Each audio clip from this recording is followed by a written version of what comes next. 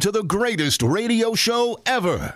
And due to contractual obligations and to shield our airwaves' corporate licensees from any semblance of liability, responsibility, and gullibility, we must tell you the views represented on this show are not necessarily those of this station or its management. This radio show contains differing points of view on current political topics, and due to the nature of its contents, it should be heard by everyone. Thank you for listening. 3, 2, 1.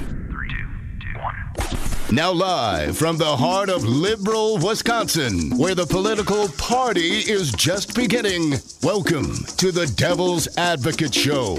Best friends proving it's never personal, only politics. Please allow me to introduce myself. Now here are your hosts, Dom and Crute. Welcome to the Devil's Advocates radio show. Thank God it's Friday, October 5th. And despite what Gary played out, this is live, baby. Live, Dominic. Is this live? You know how this is live, crew. You want to prove it to the audience that this is live radio right now? Collins said she's voting yes on Biff Kavanaugh. So as I do the math, Dominic, if Collins is a yes, and Jeff Flake is a yes, and Joe Manchin, Democrat Joe Manchin, is also a yes, despite what Lisa Murkowski might have done this morning. The vote this morning, the cloture vote to move forward with this final Brett Kavanaugh vote. Apparently Lisa Murkowski of Alaska voted no, befuddling some in the gallery and includes myself. I don't know why she voted no, but you could throw her out, Dom. Doesn't matter what Murkowski votes when it finally hits the floor, talking about the final vote of confirmation. It will be no worse than 50-49, and depending on when they vote, perhaps 51-49. Our new Supreme Court Justice, Biff Kavanaugh. I hate to say I told you so, but I told you so. Well, way to step out on a limb, Crudy. Way to be bold and predict. I mean, it was in their hands the whole time. And I'm always hopeful, man. I'm always hopeful that someone, who was it, Murkowski? That someone will say, no, I don't want to go through this. This man does not have the temperament to be on the Supreme Court. Perhaps one of the Republicans would listen to some of his drinking buddies, to a former United States Supreme Court justice, or to the many editorials or the thousands of law professionals who've signed on and said this man is not qualified. But no. May I just say, Dominic, I don't find you always to be hopeful. Often I find you quite cynical. Always cynical, Crudy, but occasionally hopeful. I can be cynical, man. I mean, look, occasionally one pops up. If we had 1 or 2 or 3 pop up, it would have happened, but it was not meant to be. Dominic, I'm going to repeat what I said yesterday. Whoever wins this battle, this short-term battle, the confirmation of Brett Kavanaugh, long-term, at least the way I see it, loses the war. And the war is in 32 days. The war is on November 6th. The war is the war at the ballot box, Dom.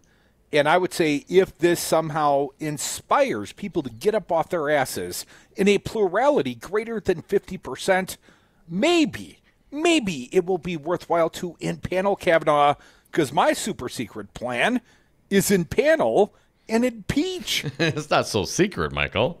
Well, nobody's listening to us anyways. Yeah. Is this thing even on? People think this is a replay of the greatest show ever. It is not. This is current events. But someday in the future, perhaps they'll play it out again, and it will be a replay, and then you'll be completely confused. But today, it's live. Do it live. Frick it, we'll do it live. Way to go, Billy boy. Dominic, here's one small reason for hope. My whole plan, and I'm going to jump out of order on you. I'm calling an audible right now. What? Elizabeth Warren on the floor of the Senate yesterday. Plumb line. This was written this morning, published up at the Washington Post. Greg Sargent. The headline, Dom. Just stay with me for a moment. All right, man. Elizabeth Warren's new tantalizing claim about Kavanaugh shows what utter madness this is. And I guess I'm also asking Fancy Brian. I know I found this one late, but Fancy Brian hopefully is working He's working. He's working on it. Working very hard. Are we sure he's not in some baseball? No, I'm not. Greg Sargent, I'm going to read briefly. One of the most infuriating aspects of this whole Kavanaugh saga is the degree to which we are flying blind about some of the most fundamental points of argument at its core. Making this even worse, it doesn't have to be this way. On the Senate floor, late Thursday, Elizabeth Warren, Democrat from Massachusetts, made a new and tantalizing claim about what's in the FBI documents on Brett Kavanaugh that all senators have now reviewed. Senators are severely limited in what they can say about these documents, which are summaries of the interviews that the FBI conducted as part of their renewed background check into Kavanaugh after Christine Blasey Ford went public with charges that he sexually assaulted her. I think everyone knows that story by now, except, of course, Scott Walker. But I read on, which led to a host of new claims like the one and others about his drinking at the time. Now, Dominic, here's the point that's very important. I don't know if we'll be able to play it out. I may just have to read it for the audience. We have, I think we have the entire clip, about 6 minutes, Brian, is that right? Yeah, so we got a long clip if you want to get into it. I think we got to get into this. Hear out Elizabeth Warren. Hear out the testimony she gave on the Senate floor. And if you're looking for a silver lining, it ain't going to be Susan Collins. And it's not going to be Jeff Flake. There will not be any Republicans, barring perhaps Murkowski, that vote against this nominee. And they're, Joe Manchin from a red state's going to join the Republicans. And Brett Kavanaugh is going to be impaneled on the U.S. Supreme Court. But for Crudy's secret plan to come true, I think there is a silver lining, and it is the statement made by Elizabeth Warren. Now, she is very limited, and she expressed that. She can only say so much, but she can say a lot in 6 minutes, Tom, even with the FBI looking over her shoulder. So here we go. Omaha, green Omaha. Let's play Elizabeth Warren. My little audible attempt. Elizabeth Warren on the Senate floor. This was late yesterday. Played for the people, Fancy Brian. Mr. President. Senator from Massachusetts. Mr. President, last week millions of people were glued to their screens as Dr. Christine Blasey Ford testified before the Senate Judiciary Committee. Dr. Ford's account of the most traumatic event of her life was harrowing. The pain of retelling this story was evident, and she did it for no personal gain whatsoever. In fact, her life has been turned upside down as a result of her decision to come forward. The courage she showed was remarkable. Dr. Ford's testimony was credible and compelling. I believe Dr. Ford. Judge Kavanaugh's testimony, very different. He spent more than 40 minutes ranting, raving, and peddling fact-free partisan conspiracy theories. And then he proceeded to insult senators, to scream at the people who had the nerve to question him. He evaded some questions and gave obviously false answers to others. It was a performance that would have been right at home on talk radio or in a Republican primary campaign or at a Donald Trump rally. But it was delivered by a judge who is asking the United States Senate to confirm him to a lifetime appointment to a completely non-political position as the swing vote on the United States Supreme Court. It is the job of the Senate to decide whether or not to confirm Judge Kavanaugh. Senators must vote yes or vote no on elevating him to a lifetime appointment on the federal bench. It is not a criminal trial. Nobody is entitled to a lifetime appointment on the Supreme Court. If he is not confirmed, Brett Kavanaugh would still be serving as a federal judge on the second highest court in the United States. And the president, I am sure, will nominate another candidate for this job. For these reasons, I believe that Dr. Ford's credible allegations and Judge Kavanaugh's partisan venomous rant are sufficient reasons to vote no on his nomination. Now, my colleagues on the other side of the aisle saw the same hearing. They watched Dr. Ford sit through hours of testimony. They heard her when she clearly and unequivocally said she was 100% sure that Brett Kavanaugh sexually assaulted her. And they watched Judge Kavanaugh demonstrate to the world that he lacks the temperament and the truthfulness to sit on the nation's highest court.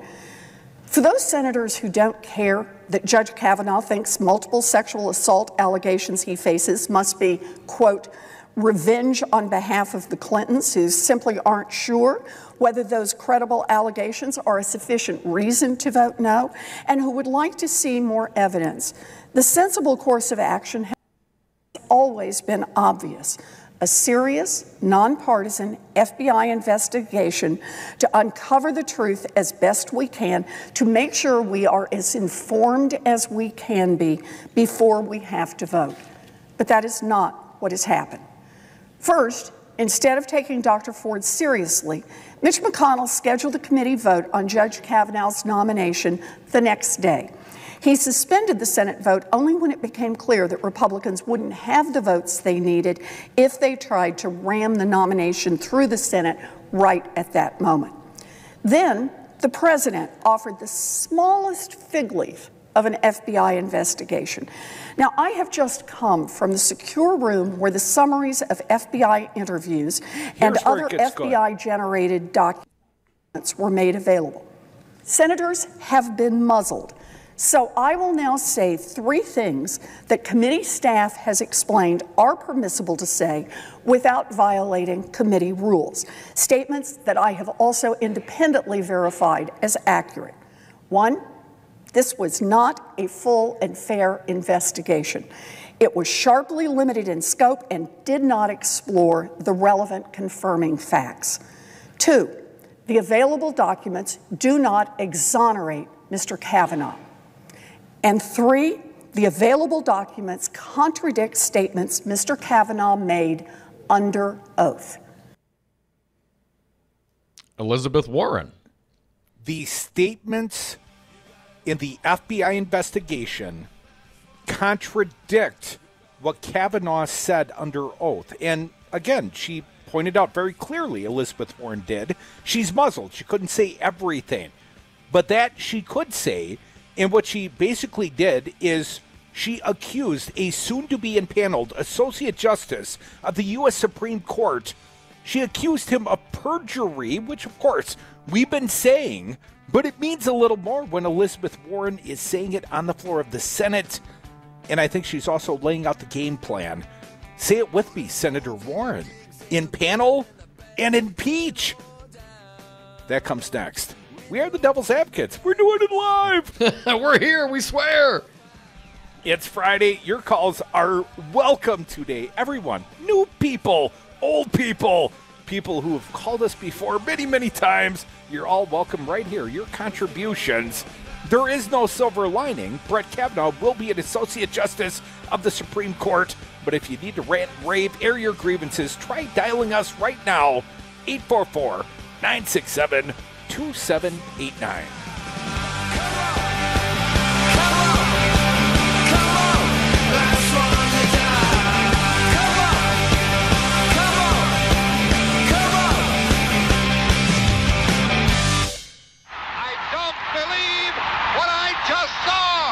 Don't worry, nobody's listening anyway.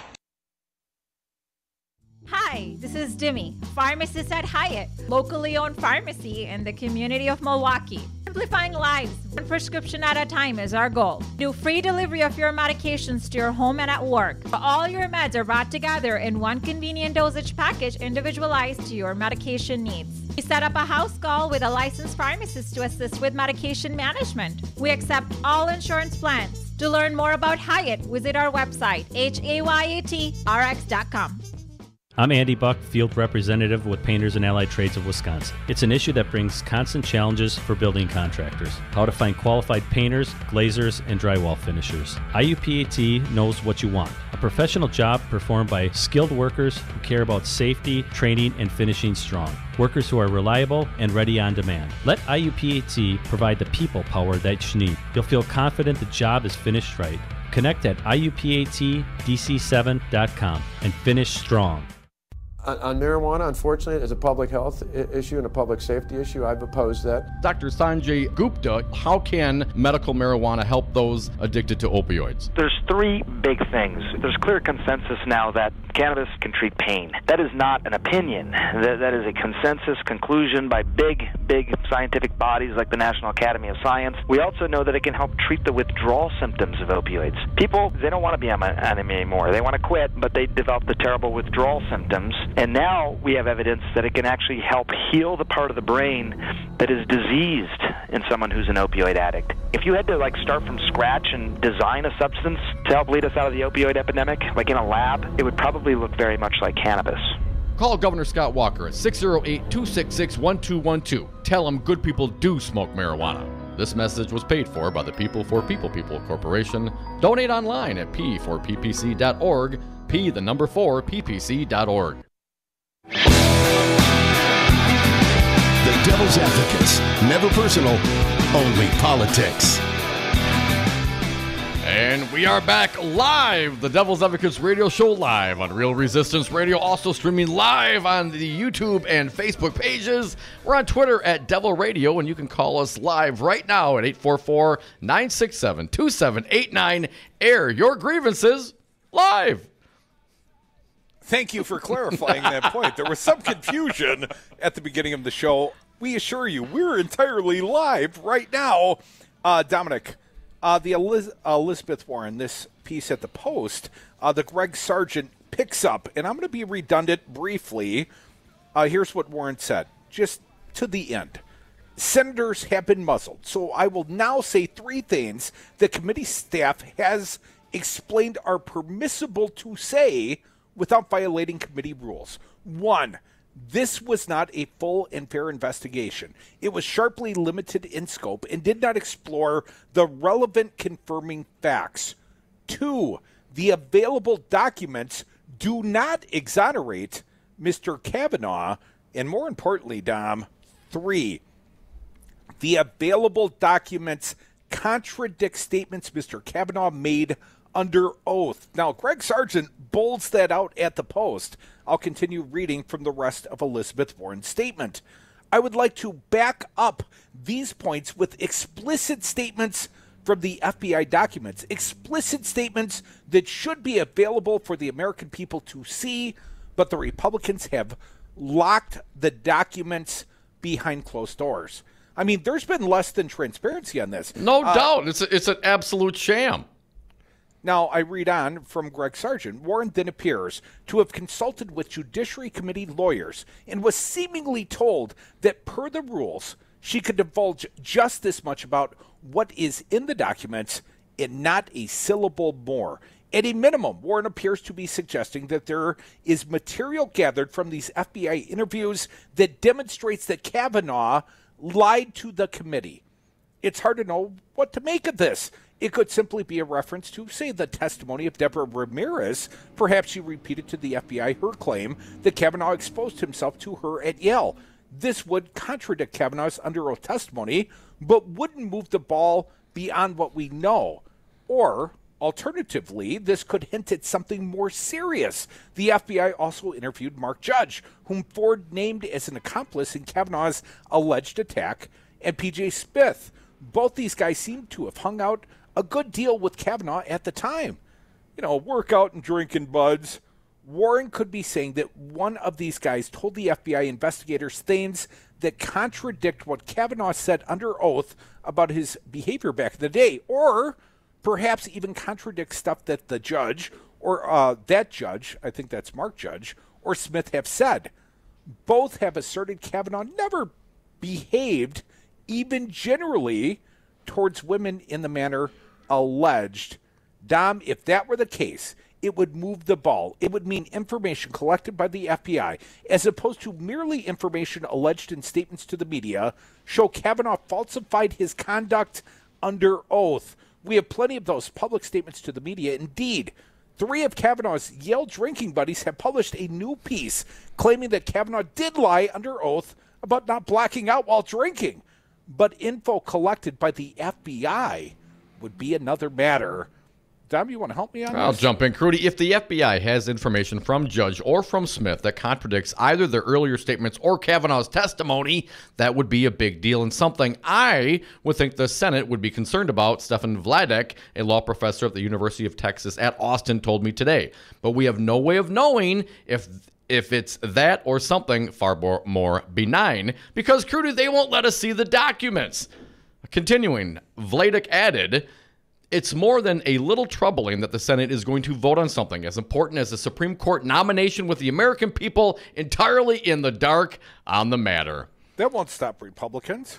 They like it that way. They do everything in the dark. That point, that last point is precisely the rub. What is utterly crazy here is that we have no way of evaluating any of this either way because we're not allowed to see the FBI's findings, even in summary forms. Republicans and Democrats are telling vastly different stories about what those findings show. Republicans are claiming there was no corroboration of any kind of the charges against Kavanaugh and that there's nothing new in them. Democrats are claiming not just that the investigation was a sham, but also that it doesn't exonerate Kavanaugh at all. But on the latter point, Democrats must have been confined to only the vaguest of hints. For instance, Senate Minority Leader Chuck Schumer put out a statement saying, quote, to say that this investigation exonerates Judge or Kavanaugh or to say that there is no hint of misconduct in these documents is just not true. Warren went further than this, which seems significant, but both their statements are maddeningly vague. It doesn't have to be this way, though, to justify keeping the FBI's findings secret. Republicans have pointed to a 2009 Memorandum of Understanding between the Judiciary Committee and the White House counsel concerning FBI background checks into nominees, which says such investigations are to remain confidential. But Robert Bauer, a White House counsel under President Obama, told me today that there are ways around this. That is, if senators and the White House want to find them. For instance, senators could simply renegotiate this agreement with the White House counsel, Bauer said. A memorandum of understanding is just that. It is an understanding that can be amended to address exceptional circumstances, Bauer told me. Bauer pointed out that this is only the latest in a long line of things that Republicans in the White House have done to limit the public's ability to weigh in on the testimony from Ford and Kavanaugh. So we march forward towards confirmation. Apparently it's moving forward in earnest without the American people being fully aware of what indeed was in the FBI investigation. Hell, we got no hints. But we don't need to know. Hints. That's why we have the very smart old white men telling us what we need to know. You know, I'd prefer to take it from Elizabeth Warren. Folks, we are the Devil's Advocates. You can join us on the phones. They're open and toll-free.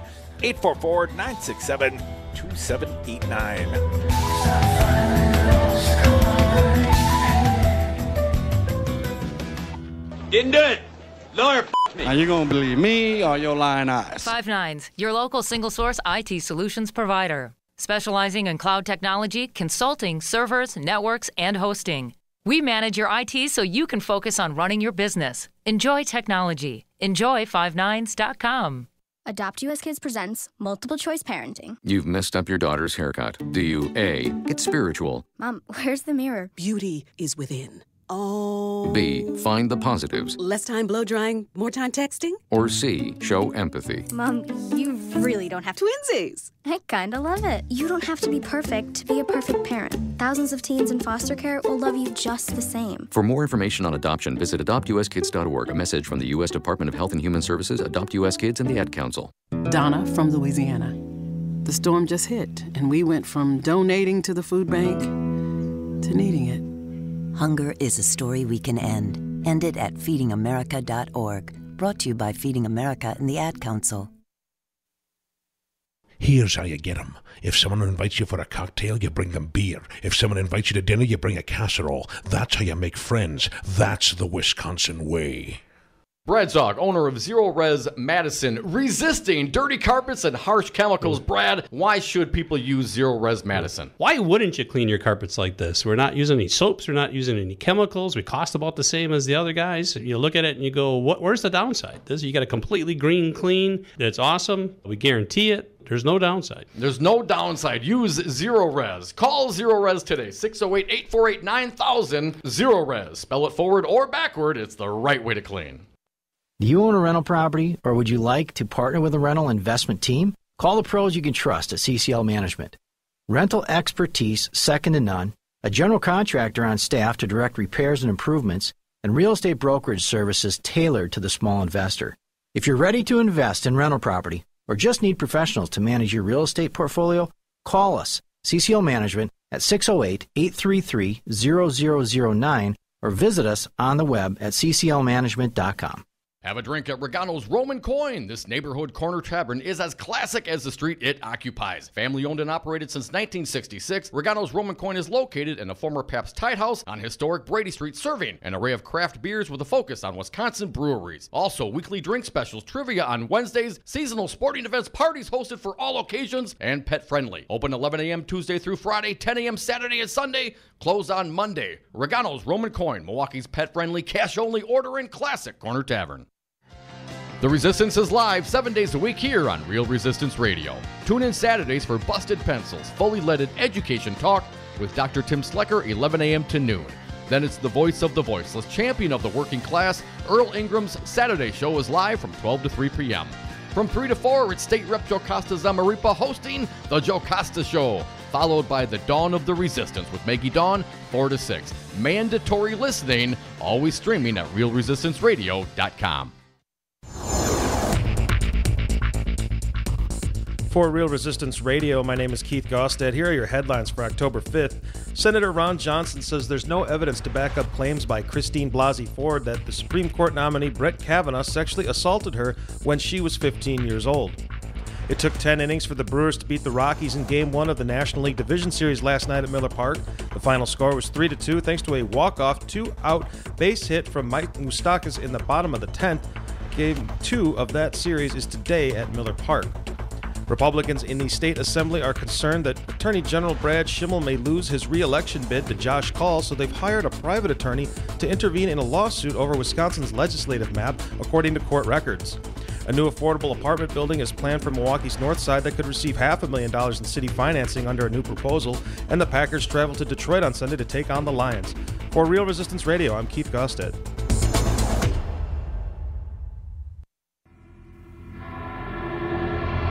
Grass-fed, locally raised, 100% organic. Dom and Crute are the devil's advocates. Welcome back to the Devil's Advocates Radio Show. You don't recognize the Billy Squire, Dom? I see the look in your face. You don't know this one? I know the song. It just wasn't on my list today. Seems like there's more than one audible getting called into my game here, man. Wait. You know this song, right? In the dark. Yeah. I used to roller skate to this song. Of course you did. Yeah. Yeah. You're rolling it backwards. Oh, I bet you roller skated your ass off, man. You know I did, man. That's one hell of a jacket I am picturing you in. Yes, I did audible again. I called for In the Dark, a little Billy Squire in honor of the American people. This is a long-distance dedication to everyone because we're all in the dark. We don't know what was in the FBI investigation. That's a big problem. I'm airing a grievance right now, and you can do so as well.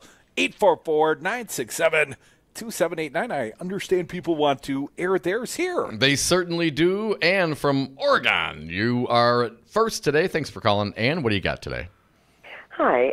During these past couple of weeks, on some show, I don't remember which, I heard that there was an organization of 6,000 plus Mormon women who were going to lobby or try to influence 4 Mormon senators.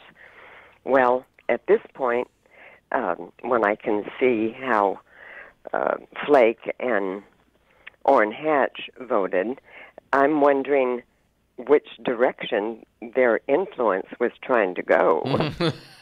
Yeah, good point. I'm not clear. I remember seeing a headline like that, but like you, Ann, I wasn't clear if they're going for or against. How about the law school professors?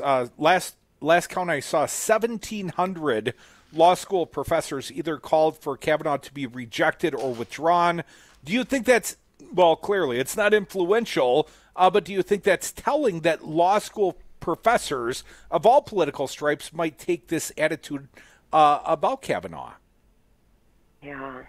Well, it could be that senators like Orrin-Hatch and Flake really just don't care how people think or groups think, because 6,000 Mormon women is a strong organization.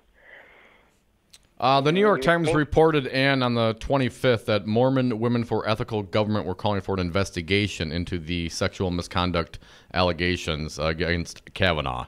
Well, they can claim, we did that. Yeah. And Orrin-Hatch was quite dismissive of females.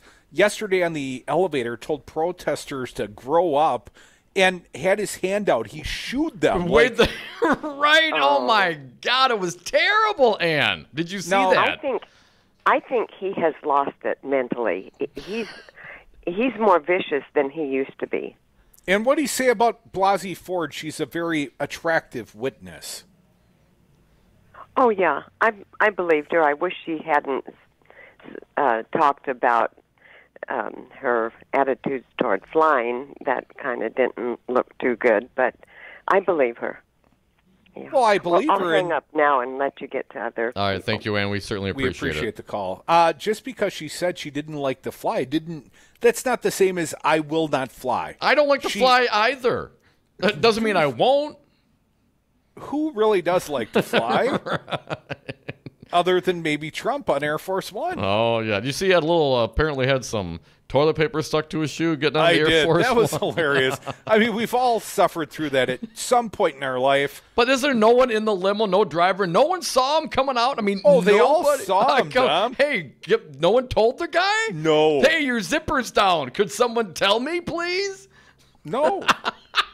They wanted him to be humiliated. You got to tell me. I mean, if you're a Secret Service agent, because those guys are the ones, they're right there with him, right, as he gets out of the limo. Yeah, they're the ones taking the bullet, yes. Someone could have stepped on the piece of toilet paper and said, sir, wipe your heel on that red carpet before you embark to the plane.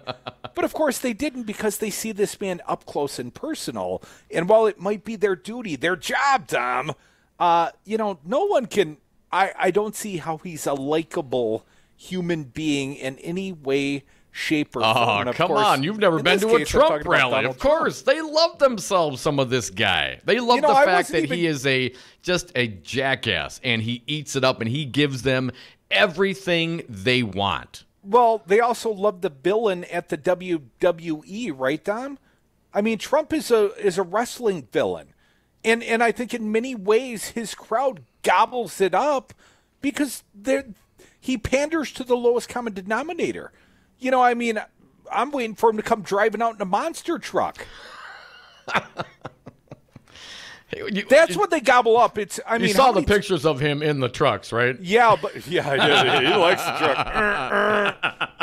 But Tom, we also went to Donald Trump rallies and we talked to especially young men and how much of their attendance at a Donald Trump rally was resentment, misogyny against Hillary Clinton. And again, Dom, when you see some of these polls out saying that Republicans have been inspired, Kavanaugh has been so mistreated, I would say, I don't know that they love Trump so much as they love the show and they hated them some Hillary. That's the truth. 844-967-2789. It's Friday. Airing grievances. Got lots of you on the calls, on the phones. Let's get to them. Kurt from Madison, you are next.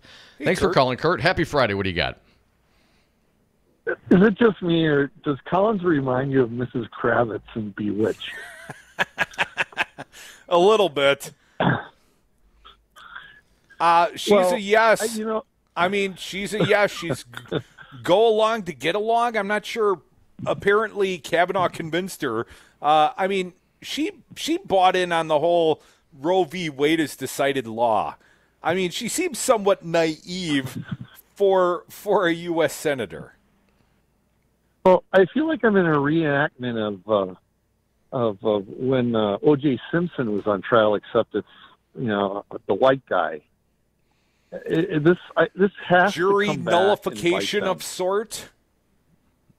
Yeah, I mean, if we luck out and we get back control of the House, I mean, if they don't press through and investigate and go straight to impeach, then we'll have the final answer why we're literally up the river without a, So Just my 2 thoughts. Kurt, appreciate your 2 thoughts, man. 844-967-2789. Quickly, Dom. The impeachment 2-step process, whether it's the president or whether it's a Supreme Court justice, and yeah, I'm talking about you, Kavanaugh, but what I would say is I think we can win back the House, but you still need to win over a supermajority of senators. So I'm not at all clear unless these charges, these allegations are fully investigated, fully vetted.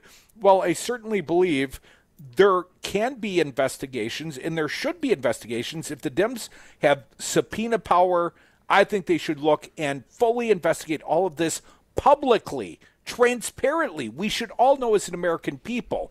And then and only then, if there is credibility to any of these additional accusations, and certainly credibility to the fact the man lied under oath, or so asserts Elizabeth Warren, and I trust her, then Dominic, then and only then perhaps could we win over a sufficient majority of Republican senators to pull Kavanaugh from the court, or quite frankly, to pull Donald Trump from the presidency. I think there's a greater likelihood of the impeachment of Donald Trump, because I think there's going to be a multitude of provable crimes.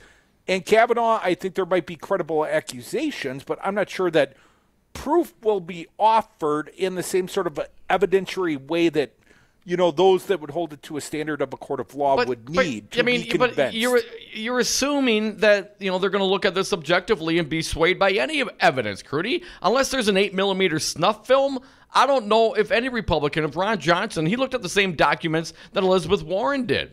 You know, and she's saying, hey, there's contradictions, there's perjury, he lied, and Ron Johnson says nothing to see here. So I'm not clear that whatever else comes out from any other investigation is going to change Ron Johnson's mind. No, but what about a seemingly conscientious guy like Jeff Flake?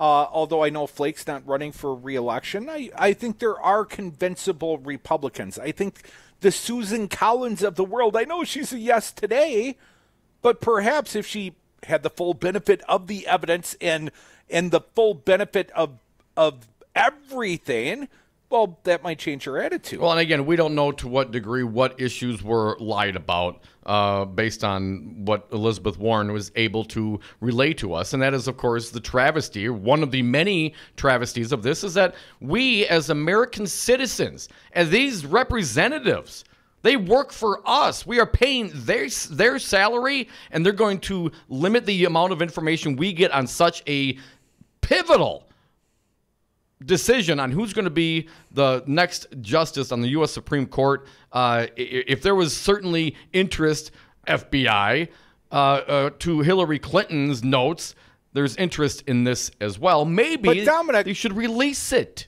Buddy, you are not the jury that matters. Kurt talked about the O.J. Simpson trial, effectively the jury nullification.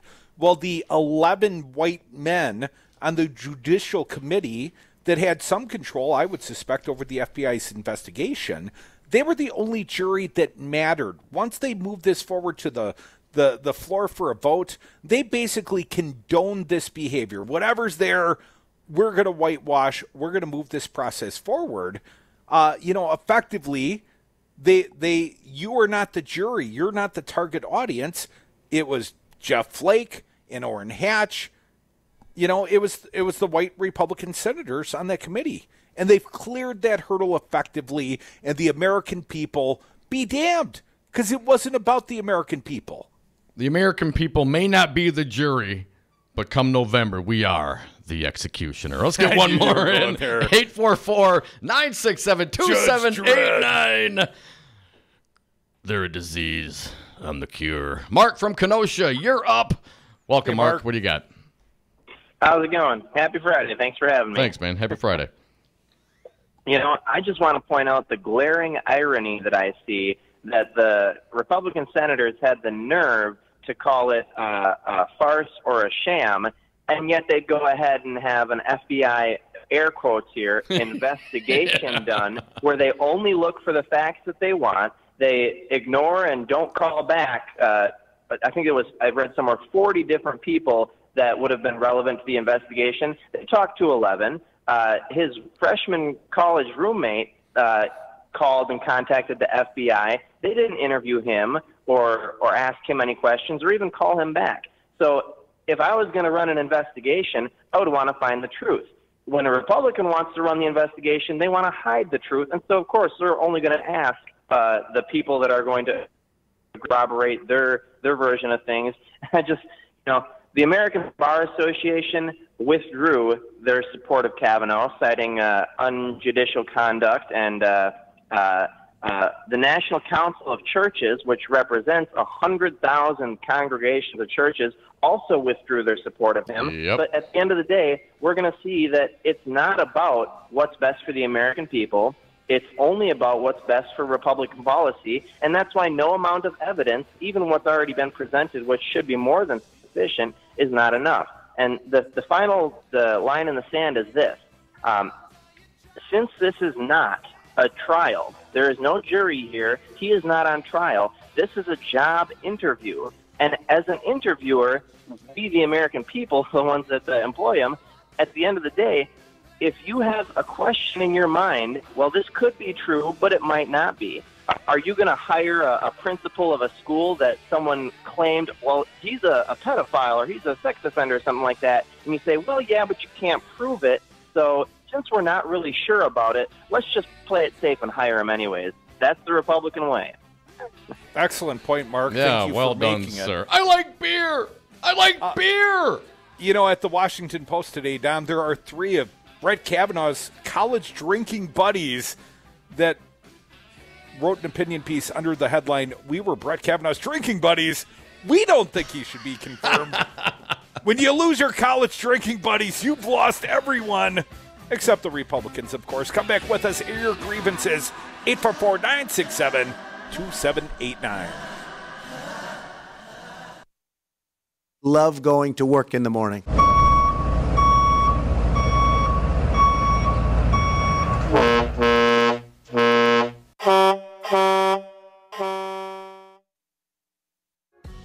Getting a raise at work shouldn't mean paying more for healthcare and taking home less. Badger Care is arguably the best and most cost-effective health plan out there, but it's not an option for most of us. Lillian Cheeseman is fighting for us to change this. Lillian is committed to making Badger Care accessible and affordable to anyone in Wisconsin without income qualifiers at an affordable price. Let's cut the red tape on Badger Care and work for a healthier Wisconsin. Be a real Wisconsinite and vote for cheese for Assembly 15th on November 6th. Paid for by Friends of Cheeseman. You concerned about speaking up at work? Do you feel like you have no say in your day-to-day work routine? Join Teamsters Local 344. Call 414-258-4545. Get a seat at the table. Join your brothers and sisters in negotiating for better wages, hours, and working conditions, and be part of the most powerful union in North America. Teamsters Local 344 covers sales and service throughout southeast Wisconsin and package and airlines statewide. Contact Teamsters Local 344 at 414-258-4545 or at local344.org. In the wake of a disaster, what one thing can you send that will help people the most? A blanket, a tent, a sandbag, a doctor. Actually, if you send a monetary donation, you send all these things. Even a small donation can make a big impact and can quickly become exactly what people affected by disaster need most. In the wake of a hurricane, your monetary donation can make a huge difference to those in need. To donate, visit supporthurricanerelief.org. That's supporthurricanerelief.org. Brought to you by the Ad Council. Live via phone, he is former U.S. Attorney Jim Santel. Firing Bob Mueller doesn't mean that the prosecution, the investigation goes away. Pardoning one individual does not mean that you undo everything that has been done before. So this notion that somehow by shutting down and by pardoning and by sort of stopping the process, you're also stopping the wheels of justice is simply, again, it's simply wrong. The Devil's Advocates, weekday afternoons on 1510 a.m. Wisconsin's Resistance Radio. The Devil's Advocates, radio for nasty women everywhere. And we are back. Thank you for listening to the Devil's Advocates radio show, airing grievances on a beautiful Friday. 844-967-2789. Crudy, before we went to break, you mentioned... Beautiful. You must be talking about me. You are a sexy, sexy big man. And you were my college drinking buddy. And Crudy, I would never, ever, I would vote for you for Supreme Court, dude. But you don't apparently, get a vote for Supreme Court. Brett Kavanaugh's drinking buddies, they don't think he should be confirmed. I think Crudy should be confirmed. Charles Ludington, Lynn Brooks, and Elizabeth Swisher attended Yale University from 1983 to 1987 with Supreme Court nominee Brett Kavanaugh, and here is their piece. And we'll get to the callers in just a moment. Stand by. We were college classmates and drinking buddies with Supreme Court nominee Biff Kavanaugh. In the past week, the three of us decided separately to respond to questions from the media regarding Brett's honesty or lack thereof. In each of our cases, it was his public statements during a Fox News TV interview and his sworn testimony before the Senate Judiciary Committee that prompted us to speak out. We each asserted that Brett lied to the Senate by stating under oath that he never drank to the point of forgetting what he was doing. We said unequivocally that each of us on numerous occasions had seen Brett stumbling drunk to the point that it would be impossible for him to state with any degree of certainty that he remembered everything that he did when drunk. Since coming forward, we each have received numerous angry messages accusing us of attempting to ruin a man's life because of his drunken antics as a college student.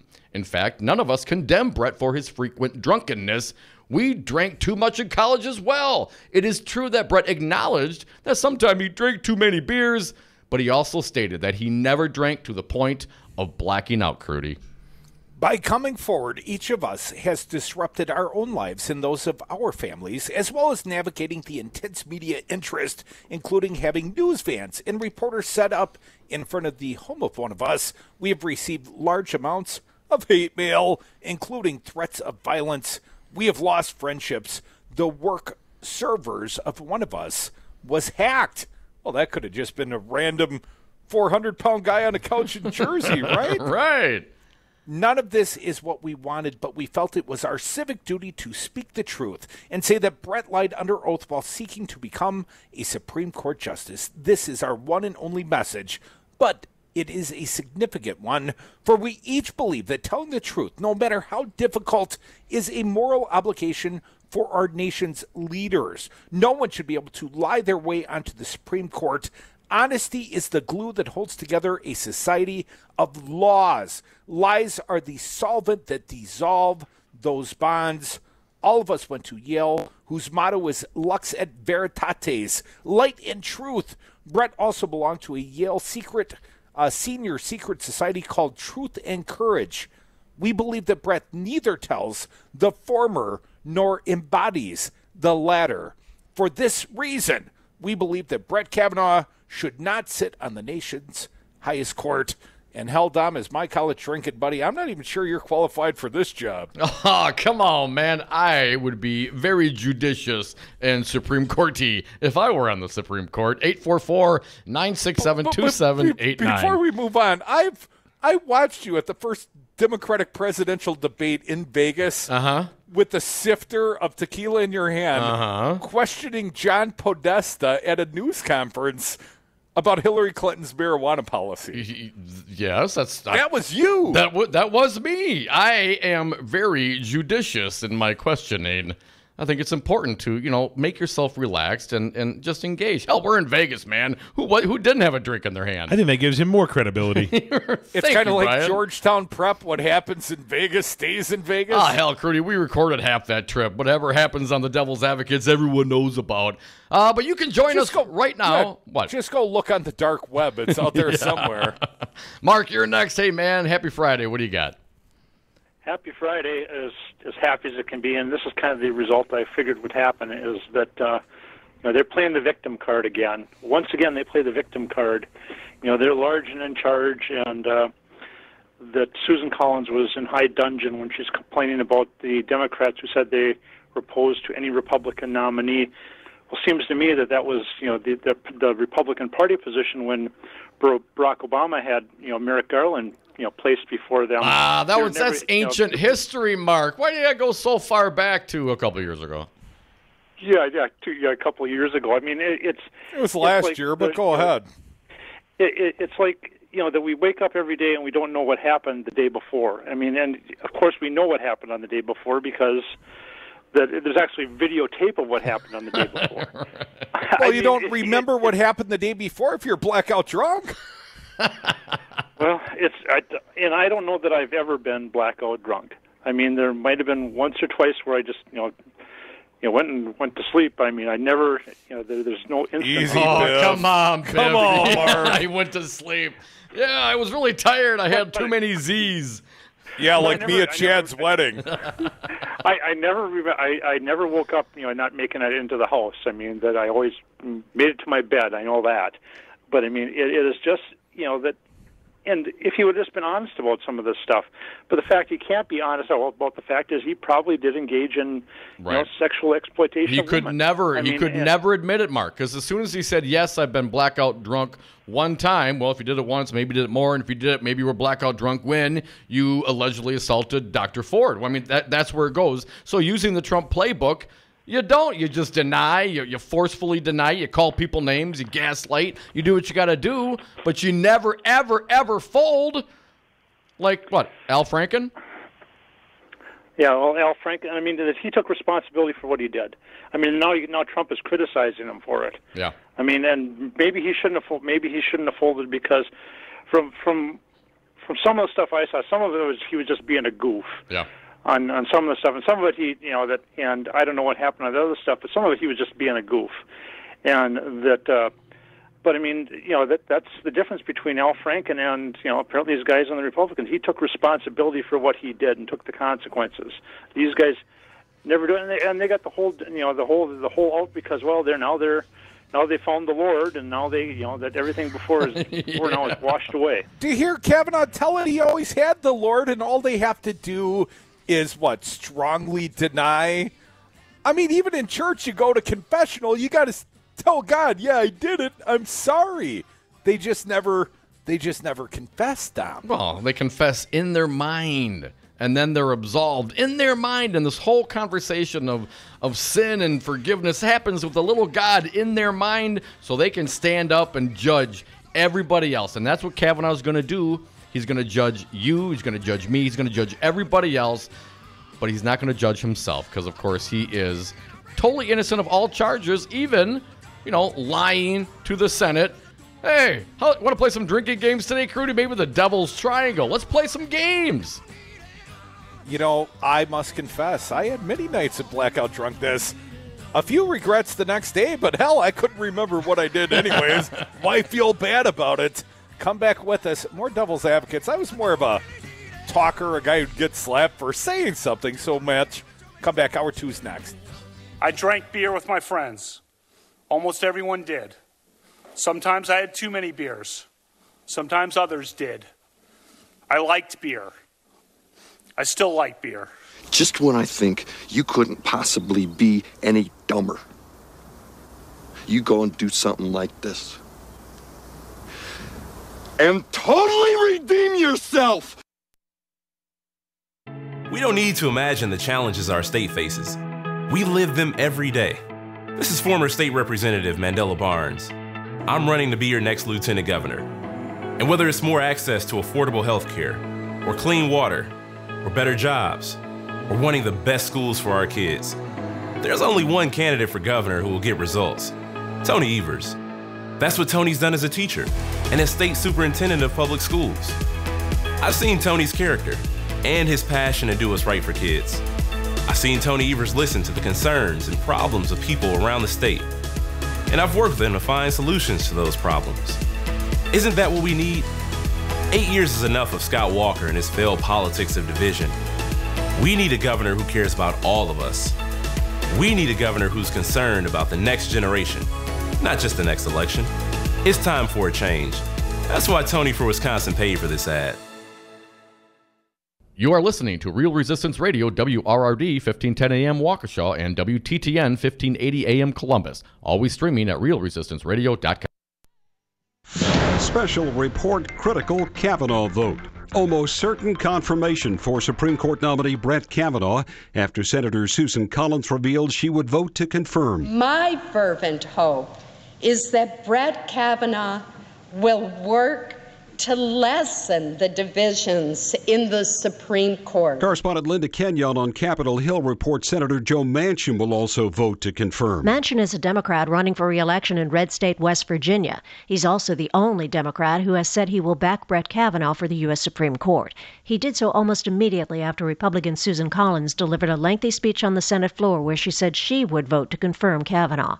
The Collins announcement gave the nominee enough votes for confirmation and gave Senator Manchin a certain degree of comfort that he would not be the one who would cast the deciding vote. Manchin says he hopes Kavanaugh will not allow the partisan nature of the process that has gone on for weeks to follow him onto the court.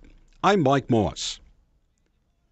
A Chicago jury has convicted police officer Jason Van Dyke of second-degree murder in the shooting death of black teenager Laquan McDonald in 2014. He'll stay in jail pending appeal. Late word from Germany, that nation's economic minister says his country is willing to talk to the United States about equal tariffs on cars. The unemployment rate fell to 3.7% last month. Correspondent Christine Roman says there were more jobs across the board. Business and information services tend to be high-paid jobs. Healthcare, up and down the spectrum, all kinds of jobs there in healthcare, and that's been the case for about 8 years. Manufacturing, 18,000 net new jobs there. You guys, for the year, 278,000 manufacturing jobs. Also some jobs in mining. I think you can see the president's trade policies there. The strong news on jobs caused interest rates to rise again today and stocks to go down. The Dow Jones down 180 points at the close. I'm Mike Moss. Have you outgrown your house? Are you sick of apartment living? Not ready to buy but know you need to move? Hi, folks. This is Tom Hartman for CCL Management in Middleton. You should consider moving up to one of the finer rental homes CCL Management represents. Unique houses and condos, always clean. Most are pet-friendly. Visit cclmanagement.com today to find your new home. CCL Management, Dane County's premier leasing and property management company. Call CCL Management at 833-0009. That's 833-0009. Or visit cclmanagement.com today. It's a lot easier to measure how many times students use a semicolon correctly in an essay. Educated educators talking education. Than it is to measure how many wonderful ideas are in that essay. Busted Pencils. There is no teacher shortage. With Dr. Tim Slecker. There is a teacher exit. Featuring Matt Damon's mom. You want to know what my mom would say? We've had an intrusion into education. Busted Pencils Radio. Saturdays at 11 on Resistance Radio. A suspect has been captured after a days-long search in Tennessee. Correspondent Clayton Neville says the search led police to a heavily wooded area. The Tennessee Bureau of Investigation says helicopters and search dogs were called out in the search for 53-year-old Kirby Jean Wallace, who was eventually arrested in Stewart County. Wallace was wanted after being accused of killing a woman, hurting her husband, and setting their house on fire. It's also believed he shot and killed a man Monday and stole his truck. Authorities say it was an extensive and difficult search because Wallace was familiar with the woods. I'm Clayton Neville. Red tide expected to linger along Florida's Atlantic and Gulf Coast at moderate levels at least through early next week. Hurricane Florence may have spread the problem. Most South Florida beaches were open today with warnings posted about the toxic algae. The beachgoers might experience symptoms including sneezing, coughing, and watery eyes. I'm Mike Moss. Join the resistance against dirty carpets. Call Zero Res Madison today for our summer special. Clean and sanitize 3 rooms for only $139. Call 608-848-9000 or schedule online at ZeroResMadison.com. Zero Res, spell it forward or backward, it's the right way to clean. Looking for a job worth talking about? Teaching is creative, collaborative, and intellectually challenging. See why teachers have better work stories at teachdfw.org and learn more about becoming a teacher. Brought to you by Teach and the Ad Council. I'm jumping in with my clothes on. Most party fouls are pretty dumb, but if you decide to drink and drive underage, you could lose your license and your freedom. Learn more at ultimatepartyfoul.org. Brought to you by the National Highway Traffic Safety Administration and the Ad Council. 5nines, your local single-source IT solutions provider. Specializing in cloud technology, consulting, servers, networks, and hosting.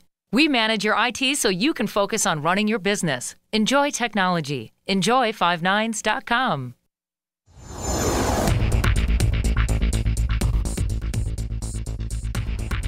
For Real Resistance Radio, my name is Keith Gostad. Senator Ron Johnson says there's no evidence to back up claims by Christine Blasey Ford that Supreme Court nominee Brett Kavanaugh sexually assaulted her when she was 15 years old.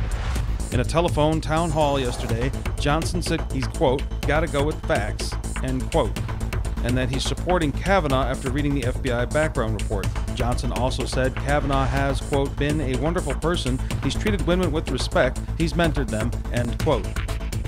Friday, cloudy in the afternoon, highs in the upper 50s. Tonight, rain likely, possibly heavy at times, lows in the mid-50s. Saturday, mostly cloudy with a chance of rain, highs in the mid-60s in Milwaukee, upper 50s in Madison. Sunday, cloudy with rain likely, highs around 60 in Milwaukee, 50s in Madison. For Real Resistance Radio, I'm Keith Gostad.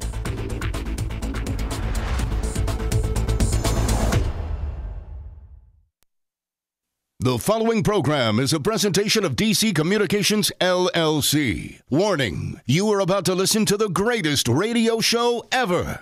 And due to contractual obligations and to shield our airwaves' corporate licensees from any semblance of liability, responsibility, and gullibility, we must tell you the views represented on this show are not necessarily those of this station or its management. This radio show contains differing points of view on current political topics, and due to the nature of its contents, it should be heard by everyone. Thank you for listening. 3, 2, 2, 1. Now live from the heart of liberal Wisconsin, where the political party is just beginning, welcome to the Devil's Advocate Show. Best friends proving it's never personal, only politics. Please allow me to introduce myself. Now here are your hosts, Dom and Crute. Welcome back. Hour 2 of the Devil's Advocates Radio Show. Dom, an inferior product might take the day off. They might mail it in. Not this product. We're doing it live. We're doing it. To hell with it. We're doing it live. Because people need a place. They need a platform to come and air their Friday grievances. And Dominic, we are that platform. We are those guys. And you can be those people with the grievances at 844-967-2789. Dom, let's get back to the phones. Who's waiting? Matt from Johnson's Creek. Hey, Matt, welcome to the Devil's Advocates. Happy Friday. What do you got today? Hey, happy Friday to you two guys. I'm wondering what it is about an adult female claiming that somebody groped her that is so okay with all these Republicans and conservatives, because you know darn well that if Brett Kavanaugh had been in a ladies' dressing room, had been in a dress, if Christine Blasey Ford had been 10 years younger, or maybe that the national anthem was playing and he was on his knees, that would have been enough to disqualify him from this. But no, a credible witness comes forward, and what they try to do is thread the needle with sometimes women falsely accuse, or sometimes they make mistakes. But let's be honest, they're looking to move the goalposts and try to thread the finest needle they can, because they know that just basically the history of sexual assault allegations and all the statistics do not back up their position. Do you think Republicans would have been so cavalier, would have had this very same attitude if he'd have groped a man? Oh, that was, you know what? That was the other one I was going to say. If a male had come forward against Brett Kavanaugh, absolutely they would have ridden him out of there on a rail. Thank you. That was the other one I was going to say. Yeah, if they didn't have him tar and feathered, they'd certainly hang him high, I suspect, and they would not move his confirmation forward, as apparently is happening. We have heard that Susan Collins is a yes, Jeff Flake is a yes, Joe Manchin will be a yes. Crudy predicts the passing vote will be 50-49. The vote to happen tomorrow, I understand, Dom, or at least that's the last I heard.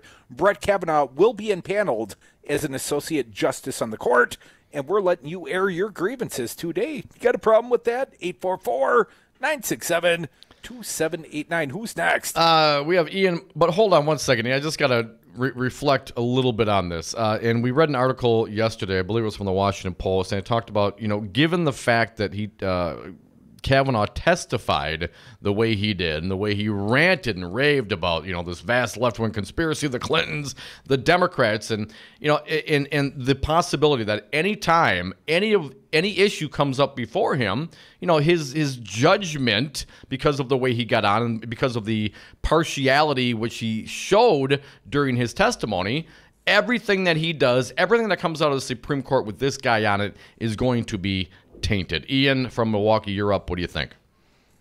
Hey, guys. I think, well, it's kind of sad that the whole world a lot of the world can kind of see how disgusting we're being as a nation regarding this court case or Senate. But anyway. Yeah, I hate to break it to Trump. They're not laughing with us. Right. Yeah. What do you guys think about this silver lining? Let's say they give the guy the seat like they want to, and then some people fund some lawyers to bring a actual lawsuit against Kavanaugh, kind of like in the Bill Cosby case, where you got a few women supporting a few victims, but one major victim, which would be Blasey Ford. In like a civil lawsuit matter? Letting him have the seat and then suing him so that the whole nation sees like, oh yeah, he actually is guilty and we were duped.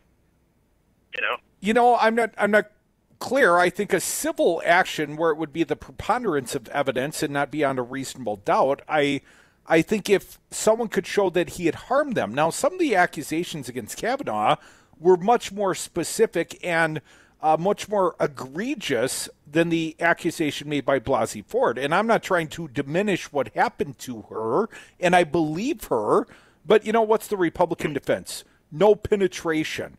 Well, if you believe some of the other accusations against Mark Judge and Brett Kavanaugh, there was penetration, there was rape. And if that sort of evidence exists, well, those women have certainly been harmed and would rise evidentiary-wise to the level of perhaps the same thing that Bill Cosby was found guilty of. Although, Bill Cosby, I guess it's similar. He took the women out, he drugged them.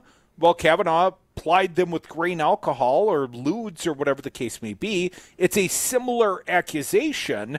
Kavanaugh just uses his penis if you believe those accusations, and Bill Cosby used some other body part. Right, yeah. All right, thanks. No, it seems like a viable course of action. If someone's got, if you got that sort of evidence, you should go forward civil suit. If you've been raped by Brett Kavanaugh, yes, please sue him.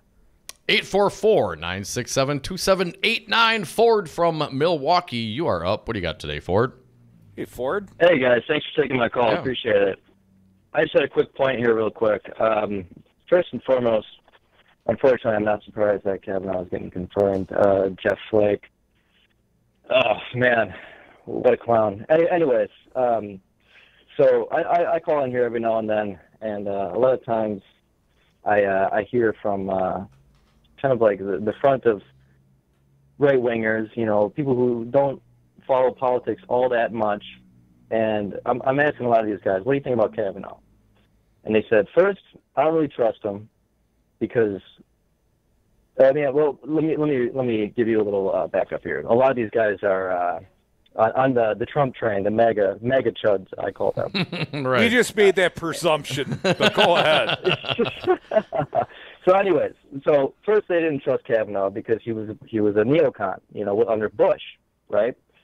And now they're saying, you know what, I'm on his side because I want him to get confirmed to, one, overturn Roe v. Wade, and for two, to have this vendetta against Democrats. And I'm like, wait, what? You guys are the ones that always say facts don't care about your feelings. And now you're saying that you want someone to be on the highest court of this country to vote against Democrats because he had a vendetta against them? A quote-unquote witch hunt? Like, what is this crap? No, what goes around comes around, Ford. The guy even said it.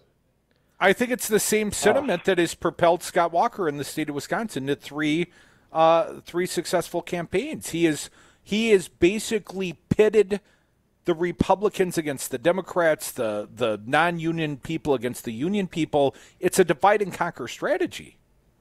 I'll tell you this. A lot of these guys saying this are working-class individuals, right? And I'm like, Kavanaugh is a blue blood East Coast. I mean, these like, he's not one of us. I mean, I'm sorry to say, but also it's like, do you think this guy is going to vote within your interests when it comes to labor rights?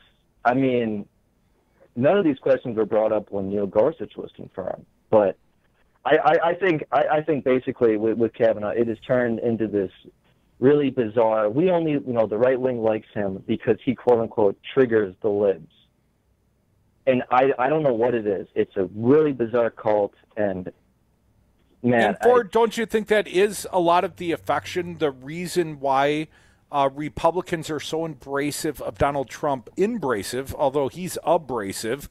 They embrace this man, I think, because he's like a WWE villain. He gets to play the bad guy. He gets to say all the stuff that they can't say because their wife expects him to come home at the end of the day and bring home a paycheck, whatever the case may be. You're totally right. And he was even on WWE. So he shaved Jim McMahon's head. Or what's Jim? Is it Jim? Vince McMahon. Vince McMahon. Thank you. This is an off note, but also when Vince McMahon's limo got blown up, and I read that Donald Trump called McMahon to make sure he was okay.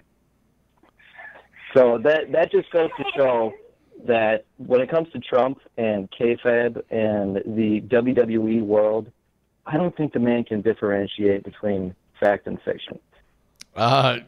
Great thoughts, Ford. Certainly appreciate your call. I don't think the audience can make the distinction either. Oh, wow. Mr. Sarcasm. I've got some friends in the trades, and so often I feel like these guys feel like they've been disrespected, almost educationally speaking. They're dumb carpenters, and I'm not characterizing them as such, but I know guys who say their wives characterize them that way. The wife has gone to college, the husband makes his living with his hands. And I think sometimes they feel sort of disrespected professionally. They feel disrespected as a man. Once upon a time, there was value put on height and having a strong back and being a hardworking guy. You could make a fair living for your family if you're just willing to go out there and work your ass off. And now they are diminished. They're diminished in earning power. They're diminished in cultural stature. I think there are many people out there that feel somehow diminished as a man, and then they see Donald Trump, and he's not diminished. He calls it like he sees it. He's a straight shooter. Oh, and he drives those hard-working elitist. They're not hardworking in the perception of these actual hardworking trades guys. Those elitist, college-educated liberals, they're blowing their brains. Those college professor types. I think there is a real resentment going on, and I've heard it expressed mostly inarticulately, like I'm trying to express it now. But I've heard it expressed, there's a resentment. People, working men who work, from the sweat of their brow, they don't want to be disrespected, but society doesn't put the same sort of respect financially or otherwise in those hardworking industries. And I think so many of those people have become Trump voters or Trump supporters. 844-967-2789. We got some more callers. Let's take a break here quick and get back and give you plenty of time. Any of that make sense, my little buddy, or are you segment blackout drunk today? Listen, I think there's lots of reasons for people to be disenfranchised with their life. I mean, if you're going to if your happiness is determined upon how other people judge you, then you're going to be a miserable person for a long time. Happiness is from within, Michael. Yeah, but it gives them a reason to bring that angst and anger out. That stuff's always been there. Guys like Trump, they allow it to come to the surface instead of trying to, maybe deal with it and address the underlying issues, not just react and blame everybody else for your situation. Well, I think part of the underlying issue is the financial disparity that's happening. The 1%, the rich get richer, and the poor have babies. That's the way it hasn't always been, but that is certainly the way it has become in the great United States of America. Donald Trump's America. Come back, not my president. Your grievances, it's Friday right here on the Devil's Advocates at 844-967-2789. You're listening to Real Resistance Radio. Keep it locked here.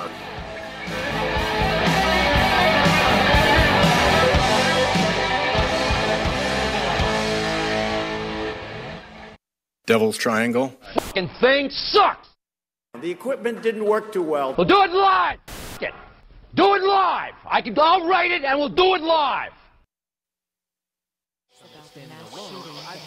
I am sick and tired of big power brokers telling voters what's important instead of the other way around. So I joined the Citizen Action Organizing Co-op. It's a community of like-minded local progressives where the members help determine what issues are important. And with the aid of professional organizers and some of the top progressive strategists in Wisconsin, we make the powers that be take notice and action. We're working on fair elections, the climate crisis, immigrant rights, electing progressive candidates, and more. Plus, we have a campaign called Radioactive that supports this station and Real Resistance Radio. So, come help us reclaim our power as voters. Become a member of the Citizen Action Organizing Co-op. Go to citizenactionwy.org.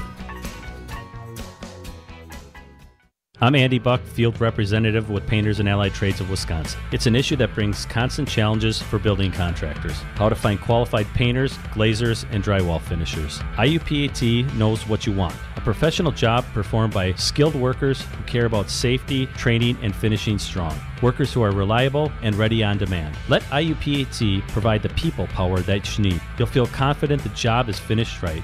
Connect at IUPATDC7.com and finish strong. Have a drink at Regano's Roman Coin. This neighborhood corner tavern is as classic as the street it occupies. Family owned and operated since 1966, Regano's Roman Coin is located in a former Pabst Tide House on historic Brady Street, serving an array of craft beers with a focus on Wisconsin breweries. Also, weekly drink specials, trivia on Wednesdays, seasonal sporting events, parties hosted for all occasions, and pet friendly. Open 11 a.m. Tuesday through Friday, 10 a.m. Saturday and Sunday, closed on Monday. Regano's Roman Coin, Milwaukee's pet friendly, cash only order and classic corner tavern.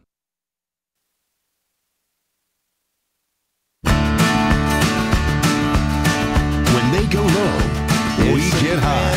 Tom and Krutz are the Devil's Advocates. And we are back from the 420 break. Thank you so much for listening to the Devil's Advocates radio show on Real Resistance Radio. Always streaming on the YouTube and Facebook pages. On Twitter at Devil Radio. And the party line, talk or text, is 844-967-2789. Dominic, we've got a good friend who does a little commentary for us. He's Milwaukee's own comedian, Will Durst. And right now it's about when we try to play it out on the Friday afternoons. Topically, it makes sense, Dom. It's talking about Kavanaugh. I'd say, but it looks like Kavanaugh will be impaneled on the U.S. Supreme Court. Thank you, Republicans, and thank you, Will Durst. Play the commentary, Bancy Bryan. Hey, guys. Will Durst here with a few choice words about Brett Kavanaugh's pathway to the Supreme Court. It has proved to be more circuitous than a drunken snake on a bobsled run, highlighted by that contentious hearing where the nominee ranted and raved and cried and sneered and claimed to like beer. Far from his self-betrayal as a sober, non-partial umpire, Brett Kavanaugh demonstrated the temperament of a bratty fifth grader who got caught in a lie and then tried to bluff his way through using overwrought indignation. Methinks the lady doth protest too much. Arizona Republican Jeff Flake struck a deal with the rest of his Senate Judiciary Committee for an abbreviated FBI investigation into the allegations before the full Senate voted on confirmation, with an emphasis on the abbreviated. The White House purportedly limited the scope of the investigation, prompting Democrats to call the inquiry a travesty of a mockery of a sham, and Republicans to call Democrats predictable.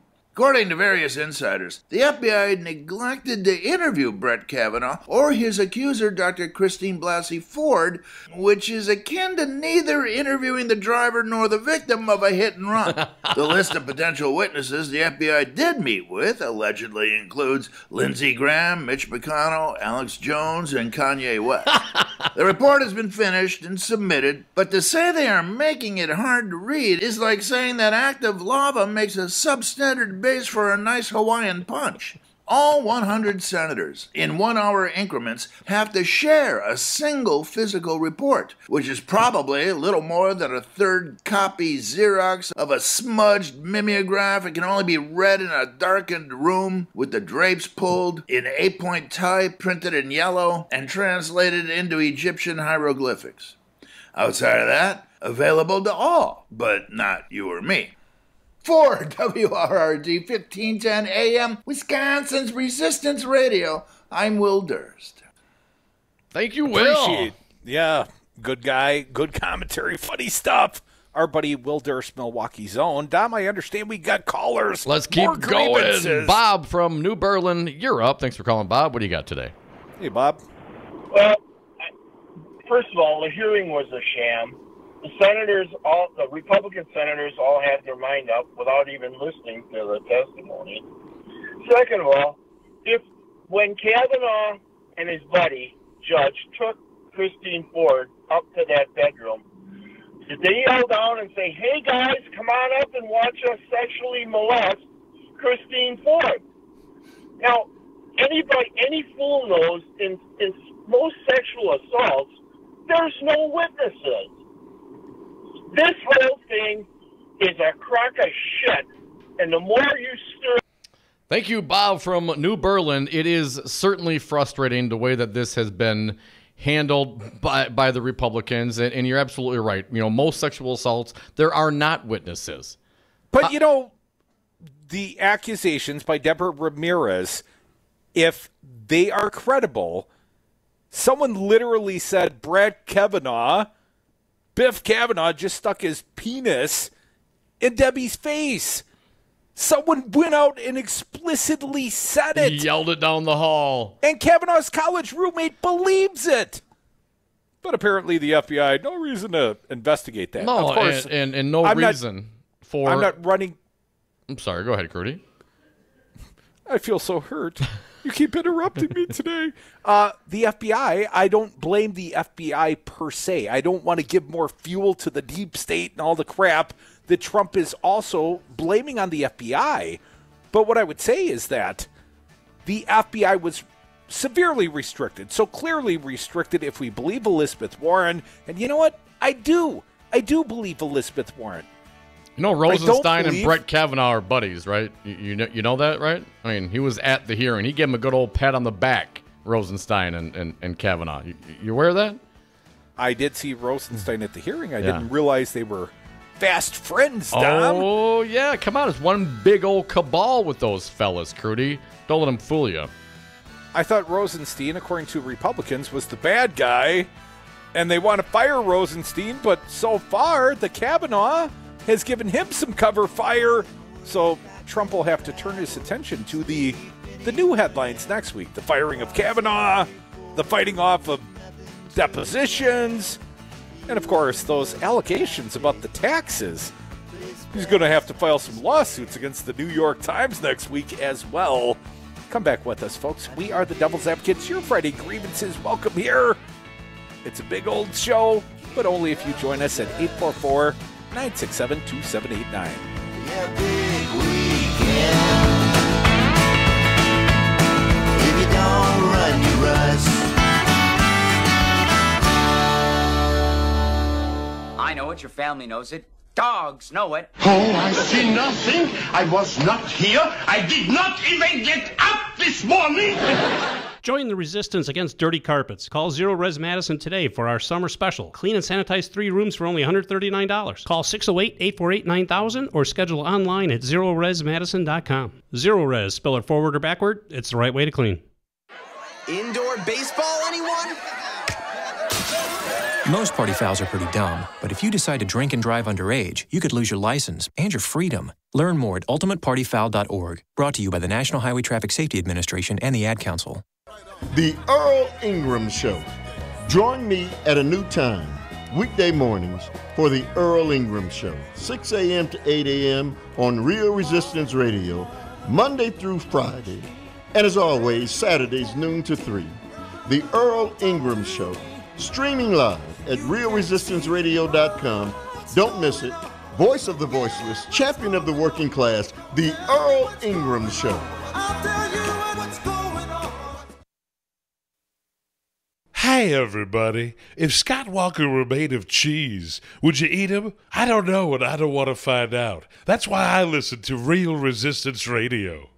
JWK Management has many apartments available on the east side of Milwaukee. Currently, there's an opening just above Campari Restaurant overlooking historic Brady Street. 3 bedrooms, 1.5 bath with 1,500 square feet, a large kitchen, pantry, and main living space. Free washer and dryer in the building and off-street parking is available. For more information, call 608-729-1810. For your new apartment, call 608-729-1810. You concerned about speaking up at work? Do you feel like you have no say in your day-to-day work routine? Join Teamsters Local 344. Call 414-258-4545. Get a seat at the table. Join your brothers and sisters in negotiating for better wages, hours, and working conditions, and be part of the most powerful union in North America. Teamsters Local 344 covers sales and service throughout Southeast Wisconsin and package and airlines statewide. Contact Teamsters Local 344 at 414-258-4545 or at local344.org. On marijuana, unfortunately, it's a public health issue and a public safety issue. I've opposed that. Dr. Sanjay Gupta, how can medical marijuana help those addicted to opioids? There's 3 big things. There's clear consensus now that cannabis can treat pain. That is not an opinion. That is a consensus conclusion by big scientific bodies like the National Academy of Science. We also know that it can help treat the withdrawal symptoms of opioids. People, they don't want to be on enemy anymore. They want to quit, but they develop the terrible withdrawal symptoms. And now we have evidence that it can actually help heal the part of the brain that is diseased in someone who's an opioid addict. If you had to start from scratch and design a substance to help lead us out of the opioid epidemic, like in a lab, it would probably look very much like cannabis. Call Governor Scott Walker at 608-266-1212. Tell him good people do smoke marijuana. This message was paid for by the People for People Corporation. Donate online at p4ppc.org, p4ppc.org. For Real Resistance Radio, my name is Keith Gostad. Here are your headlines for October 5th. Senator Ron Johnson says there's no evidence to back up claims by Christine Blasey Ford that the Supreme Court nominee Brett Kavanaugh sexually assaulted her when she was 15 years old.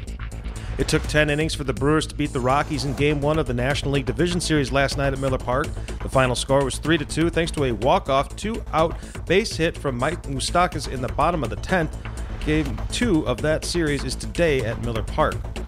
Republicans in the state assembly are concerned that Attorney General Brad Schimmel may lose his re-election bid to Josh Kaul, so they've hired a private attorney to intervene in a lawsuit over Wisconsin's legislative map, according to court records.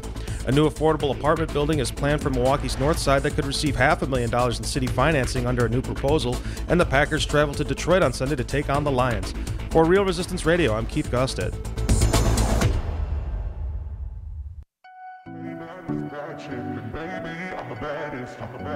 The Devil's Advocates. Rock and roll political commentary in a top 40 world.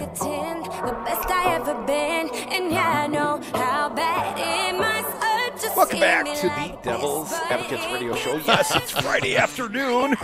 Got a, sort of a diverse playlist today, Dom. Yeah, mixing it up. This one goes out a long-distance dedication to Judge Brett Kavanaugh. Sorry, not sorry. Or as he wrote at the Wall Street Journal, this op-ed, this late op-ed, I think it was in direct response to retired Judge John Paul Stevens. Stevens came out yesterday after supporting a prior judicial ruling of Brett Kavanaugh, then turned around and said, but I don't think he should be confirmed to the court. And I think the White House, in some sense of panic, said, we got to do something about this. And they ran out a op-ed, but of course, the White House will not permit Brett Kavanaugh to apologize. There's no apology. Sorry, not sorry. Or as Brett Kavanaugh writes, Dom, I am an independent, impartial judge. Yeah. I'm sorry that disgusts you. And then the subheadline, yes, I was emotional last Thursday. I hope everyone can understand I was there as a son, husband, and dad. Yeah, it's so rough for those rich white boys from the East Coast. Curdy, I'm going to jump into this, and you can help me out if you like. Here is the very strange op-ed from Biff Kavanaugh. Sorry, not sorry. I was deeply honored to stand at the White House July 9th with my wife Ashley and my daughters Margaret and Liza to accept President Trump's nomination to succeed my former boss and mentor, Justice Anthony Kennedy, on the Supreme Court. My mom, Martha, one of the first women to serve as a Maryland prosecutor and trial judge, and my inspiration to become a lawyer, sat in the audience with my dad, Ed. Did he tear up about Ed? I mean, wasn't he crying because Ed set a fine example with diaries and calendars? Beach week. I love beer. I do recall him standing up and accepting the nomination, and I recall the strangest thing was very reminiscent of Spicy Spicer. If you would please, Brian. No president has ever consulted more widely or talked with more people from more backgrounds to seek input about a Supreme Court nomination. Really? I wonder if during this FBI investigation they asked him, what proof do you have of that statement? How can you Oh, that's right, they didn't interview him. Kavanaugh, right from the get-go, was a D-bag, ass-kissing, Trump-loving, crap-talking candidate. He could not possibly know or verify such a statement, but hell, what the hell? He's Trump's guy. I continue. That night, I told the American people who I am and what I believe. I talked about my 28-year career as a lawyer, almost all of which has been in public service. I talked about my 12 years as a judge on the U.S. Court of Appeals for the District of Columbia Circuit, often called the second most important court in the country, and my 5 years of service in the White House for President George W. Bush. I talked about my long record of advancing and promoting women, including as a judge. A majority of my 48 law clerks have been women, and as a longtime coach of the girls' basketball teams. I don't know that either of those things are reassuring to me. They come off as creeper. I know girls. I love beer. As I explained that night, a good judge must be an umpire, a neutral and impartial arbiter who favors no political party, litigant, or policy. Yeah, but he did. He totally so did. Clearly he's a partisan. As Justice Kennedy has stated, judges do not make decisions to reach a preferred result. Judges make decisions because the law and the Constitution compel the result. Over the past 12 years, I have ruled sometimes for the prosecution and sometimes for criminal defendants, sometimes for workers and sometimes for businesses, sometimes for environmentalists and sometimes for coal miners. I don't believe he ever voted for the workers. I'm just saying. In each case, I have followed the law. I do not decide cases based on personal or policy preferences. I am not a pro-plaintiff or pro-defendant judge. I am not a pro-prosecution or pro-defense judge. I am a pro-law judge. As Justice Kennedy showed us, a judge must be independent, not swayed by public pressure. Our independent judiciary is the crown jewel of our constitutional republic. The Supreme Court is the last line of defense for the separation of powers and for the rights and liberties guaranteed by the Constitution, Crudy. The Supreme Court must never be viewed as a partisan institution. Has not been until now. The justices do not sit on opposite sides of the aisle. They do not caucus in separate rooms. As I've said repeatedly, if confirmed to the court, I would be part of a team of 9 committed to deciding cases according to the Constitution and laws of the United States. I would always strive to be a team player. Devil's Triangle. During the confirmation, don't look at my eyes. During the confirmation process, I met with 65 senators and explained my approach to the law. I participated in more than 30 hours of hearings before the Senate Judiciary Committee, and I submitted written answers to nearly 1,300 additional questions. I guess he's looking for some extra credit, Dom. I was grateful for the opportunity. After all those meetings and after my initial hearing concluded, I was subjected to wrongful and sometimes vicious allegations. My time in high school and college, more than 30 years ago, has been ridiculously distorted. And don't tell that to your college roommates. My wife and daughters have faced violent threats. Against that backdrop, I testified before the Judiciary Committee last Thursday to defend my family, my good name, and my lifetime of public service. My hearing testimony was forceful and passionate and angry And unhinged. No, I'm adding a few there. Okay. Forceful and passionate, he writes. That is because I forcefully and passionately deny the allegation against me. At times, my testimony, both in my opening statement, which you cannot blame on the mood or the moment. The opening statement was rehearsed. It was written. There was forethought and planning. Both in my opening statement and in response to questions reflected my overwhelming frustration at being wrongly accused without corroboration. You know, if you don't allow the FBI reports to come out, of horrible conduct completely contrary to my record and character. My statement and answers also reflected my deep distress at the unfairness of how this allegation has been handled. I was very emotional last Thursday. More than I have ever been. I might have been too emotional at times. You think? I know that my tone was sharp, and I said a few things I should not have said. Like what precisely? I'll wait. Yes. How about some examples and the apology? But please continue, Mike. I hope everyone can understand that I was there as a son, a husband, and a dad. I testified with 5 people, foremost in my mind. My mom, my dad, my wife, and most of all, my daughters. Going forward, you can count on me to be the same kind of judge and person I've been for my entire 28-year legal career. Now, I would point out, he's been 12 years on the judiciary, but 16 years prior to that, he was a complete partisan hack. He represented W during the Florida, the Brooks Brother Revolution. He represented the Star Inquisition of Bill Clinton. I mean, if you talk about his 28-year legal career, 16 years of that was as a partisan hack. I read on. Hardworking, even-keeled, open-minded, partisan hackish, independent. Again, my insertion. Independent and dedicated to the Constitution and the public good. As a judge, I have always treated colleagues and litigants with the utmost respect. Yeah, tell that to Amy Klobuchar or Sheldon Whitehouse. I've been known for my courtesy on and off the bench. I have not changed. I will continue to be the same kind of judge I have been for the last 12 years, and I will continue to contribute to our country as a coach. He loves coaching little girls. Volunteer and teacher. Every day I will I guess he also lost the Harvard gig. I'm not a teacher anymore either. But I read on. Every day I will try to be the best husband, dad, and friend I can be. I will remain optimistic. On the sunrise side of the mountain, I will continue to see the day that is coming and not the day that is gone. Because, I often drink the blacking out. Right. I revere the Constitution. I believe that an independent and impartial judiciary is essential to our constitutional republic.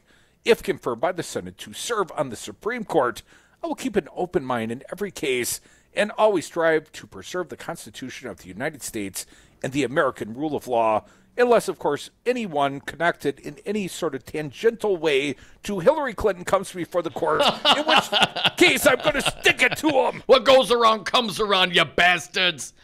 Now, Crudy... He didn't take that statement back either, did he? I mean, he said that. What goes around comes around. Comes around. And he said some things that what did he say? That he would regret? I don't remember exactly how he laid that out there. Let me see if I can find it. Well, he did say he was more emotional than he'd ever been. And I know that my tone was sharp, and I said a few things I should not have said. There we go. And again, but of course, clarity would be nice. No. I did a word search, Crudy. The word apologize or sorry does not appear anywhere in this asinine op-ed. After babbling and bubbling like a brook, I mean, Donald Trump doesn't like weakness, like strong. Strong and wrong is okay, but strong. You got to be strong, no matter what. Strong! I love beer! Well, if the White House ordered this response, if they said, Kavanaugh, put some crap on paper, it could not include an apology. No, hell. It's a sorry, not sorry kind of administration. 844-967-2789. Let's get to some callers. Chris from Sun Prairie. Hey, Chris, happy Friday. Always love to hear from you, my friend. What do you got for us? Well, my Friday grievance is that I have a little bit of PTSD because I see what is happening on the national level is what was happening to us in Wisconsin. I'm really concerned, like when we have the executive, the legislative, and the judicial branch on the national level now controlled by these Republicans, we're going to be in big trouble. This is very concerning. People need to remember everything that Hitler did was legal, and I'm afraid that once they have the Supreme Court, that they're just going to start passing laws that are going to take our freedom away. And I hear what you're saying, Chris, and certainly we always have to be aware of growing fascism, but do you think that happens in this country? Don't you think there would be a general strike that would not be allowed? Well, Dom, you've lived in Wisconsin, right? I mean, you've seen what's happened here. We've been helpless to do anything. I mean, I think that many of our elected officials here have risen to the level of criminal in what they've done. I think Scott Walker should be in jail. He stopped the John Doe hearings. I mean, we really just didn't have any justice done. Our water's polluted. We have money that's missing now. We've had money that was missing before, and nothing seems to be getting done. I mean, I just don't see that our Attorney General is not really working for us. I mean, right now he's on a case where they want to take health care away from people. We're suing the government. I mean, why are we doing this? We have our schools are not getting enough money. Our environmental protections have been slashed. The DNR is a shadow of an agency of what it used to be. So is this like do you consider it a silent fascism then, Chris? And what do you propose as a rebut? How do we fight this? Well, I mean, from my standpoint, the only thing that I can think of doing is I think that both parties have had problems. We have people at the top of the Democratic Party that I think have had their hand in the cookie jar too, and I really think that we have a two-party system. That's just a fact.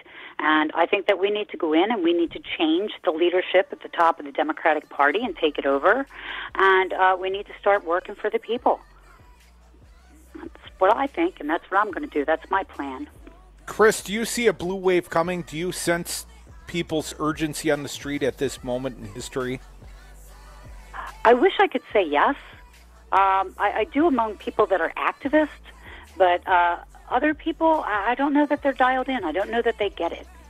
So I'm not too sure. I'm not taking it for granted, that's for sure. I'm going to do everything I possibly can to try to get people out to vote, because I do believe there's a huge difference between Democrats and Republicans. I just think that we need some change at the top. We've had people that have been in office for decades. Yeah, that's never good. Chris, always appreciate your call. Have a good weekend. Our best to Jerry. Come back with us. Air your grievances here. It's Friday. We do it. You know, grievance thing. 844-967-2789. Call or text. Welcome. Or you can tweet us out at Devil Radio. You know, but we prefer the phone calls. We like talking to the fine people of the great state of Wisconsin, you know, while it's still legal. Come back with us. I'll tell you why no op-ed can clean up the Kavanaugh mess.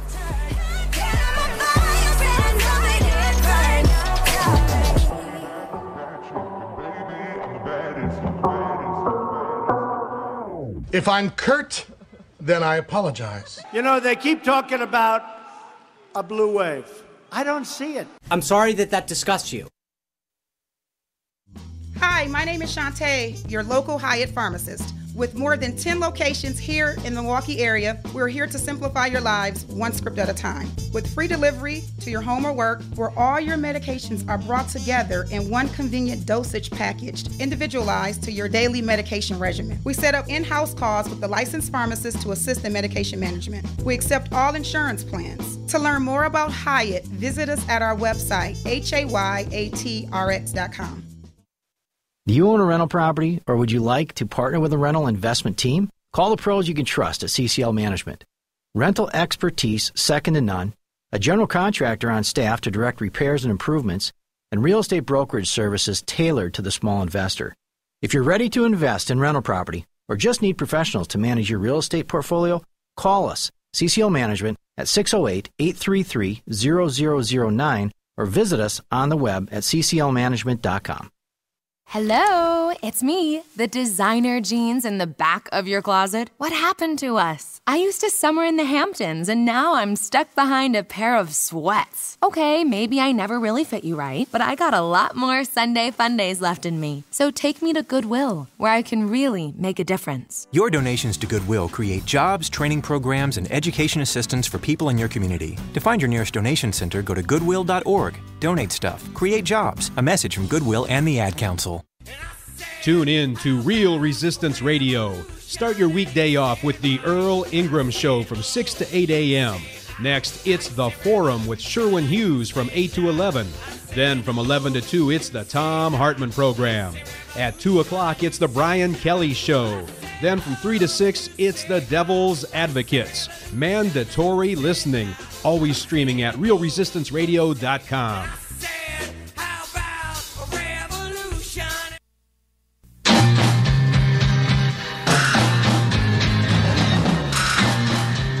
Kicking ass and taking names since the Wisconsin Uprising. Dom and Crute are the Devil's Advocates.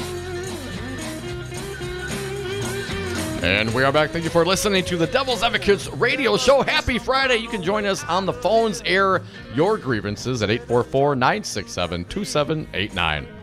Dominic, I've been texting with our pal, Sarah Pearson, co-founder of the Women's March Wisconsin. She's out in D.C. right now. She said it's a very, very somber mood. Dominic, this piece, Jennifer Rubin, conservative columnist at the Washington Post. We read the Wall Street Journal's Kavanaugh sorry, not sorry op-ed. I said some things I shouldn't have said, but doesn't acknowledge what they are or apologize for those things. He was very emotional. He was up there as a man, as a son, as a father, because there's a war on men out there, and as Trump said, it's very tough for young men these days.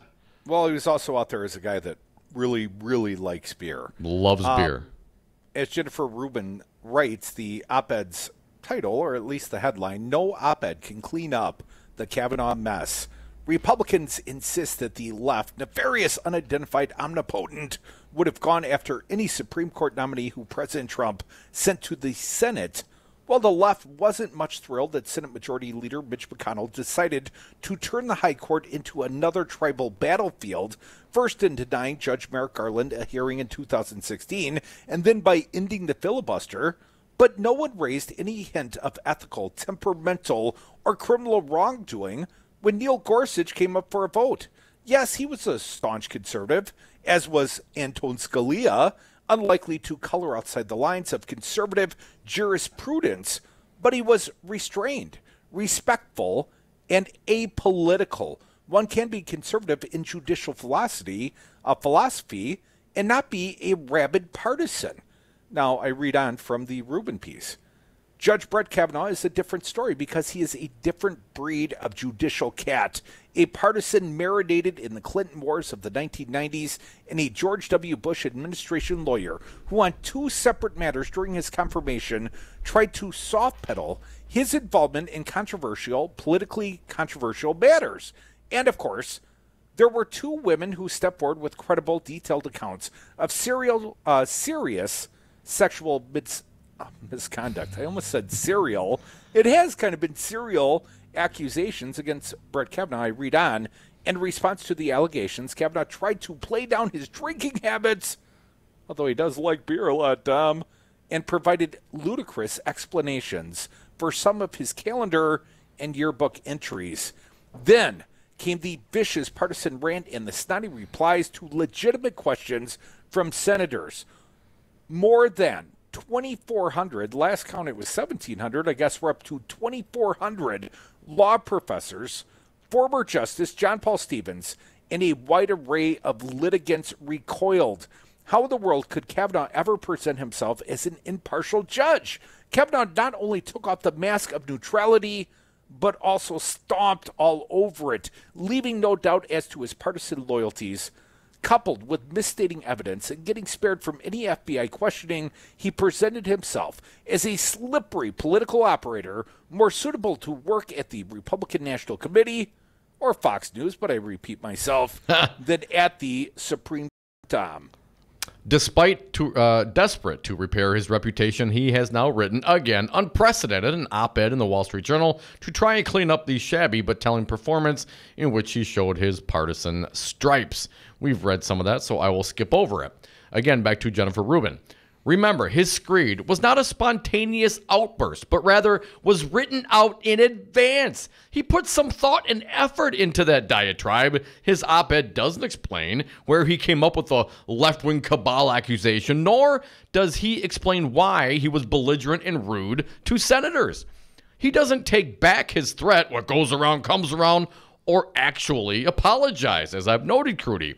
Coming a week after the hearing, only when concerns about his temperament are at the forefront, his apologia reads like a slightly anxious White House press release. It is only fitting that Kavanaugh's last-minute plea should appear in the Wall Street Journal, whose editorial page has been wildly rooting for his confirmation. He also chose Fox News, the equivalent of state TV, for an earlier appearance with his wife in which he tried to blunt opposition to his nomination. What's next? Talk radio? A Breitbart interview? Rubin writes on, this latest, distinctly non-judicial public relations move only underscores how big a problem his overt partisanship has become and how it will taint him and the Supreme Court if he is confirmed. Ultimately, opposition to Kavanaugh's confirmation comes down to Christine Blasey Ford's entirely credible testimony, a blatantly ship-shot investigation seemingly designed to allow him to hop over the holes in his testimony, deep concerned over the message that his elevation would send to victims of sex crimes. We won't seriously investigate your claims. Instead, we'll mock you. And the partisan cloud that will descend over the Supreme Court if Kavanaugh joins the bench. Collectively, these should keep him off the court, in our view.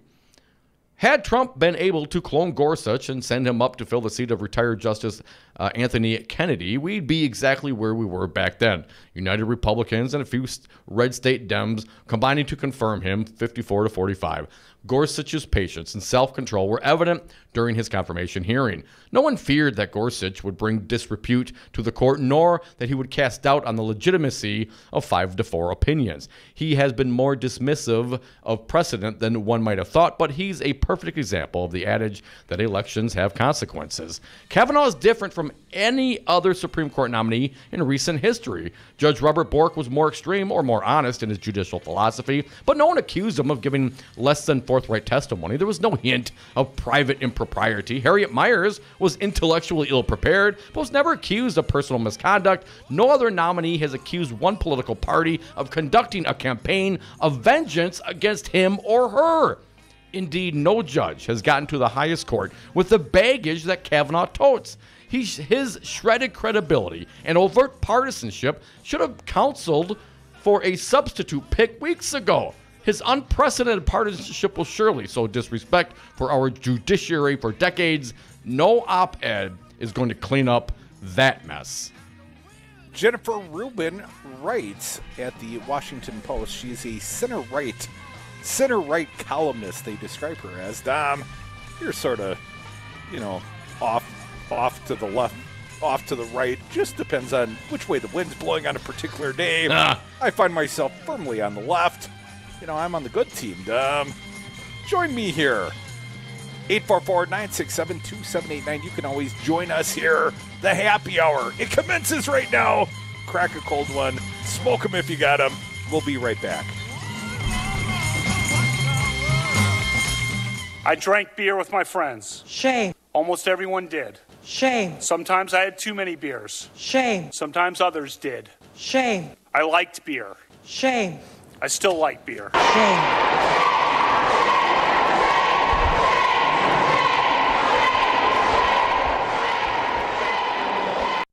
Brad Zog, owner of Zero Res Madison. Brad, why should people use Zero Res Madison? Why wouldn't you clean your carpets like this? We've got a patented system. We also do another step that most people don't do. We have a double rotating brush machine that we use when we pre-treat the carpet. So this helps dig up any of that stuff that's deeper in your carpet that the vacuum doesn't get. We're going to provide that intermediary step before we clean with our empowered water. Call Zero Res today, 608-848-9000. Zero Res. Spell it forward or backward. It's the right way to clean.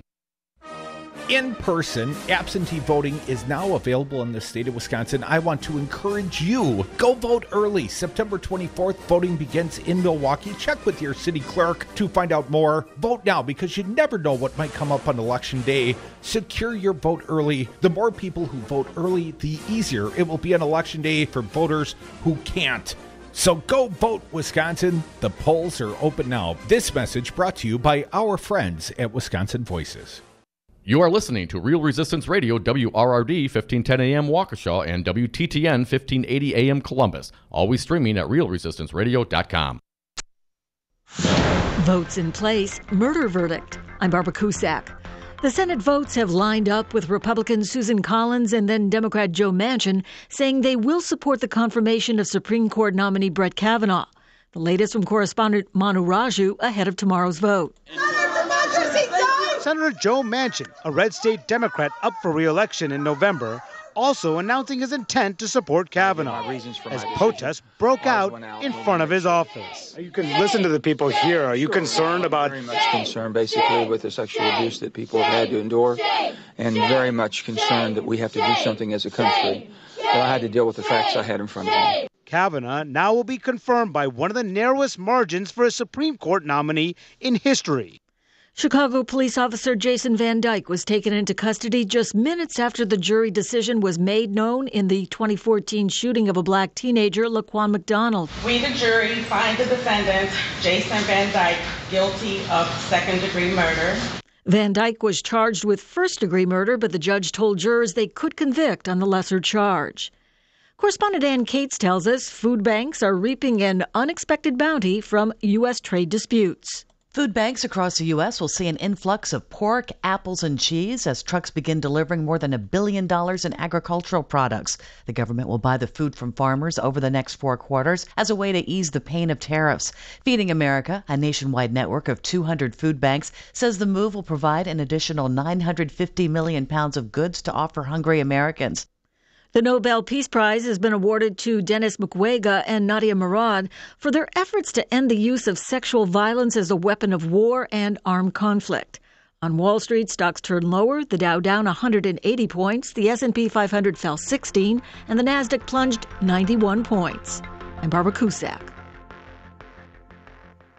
Warning, listening to the Devil's Advocates may expose you to opposing views. Gary from Sussex. I've been slapped a couple times for trying to go a little bit farther than someone wants to go.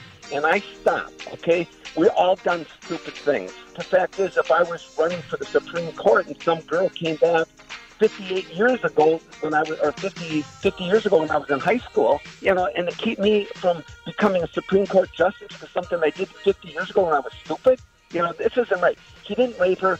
Our friend Jean from Eau Claire. It's been a while. Jeannie, I'm going to get a woman's perspective. What do you think? Yeah! That is the most despicable thing that I have ever heard, and it's men like him that hurt women every gall darn day, and we're not going to get a handle on this till we start dealing with these issues. Dom and Crute are the Devil's Advocates.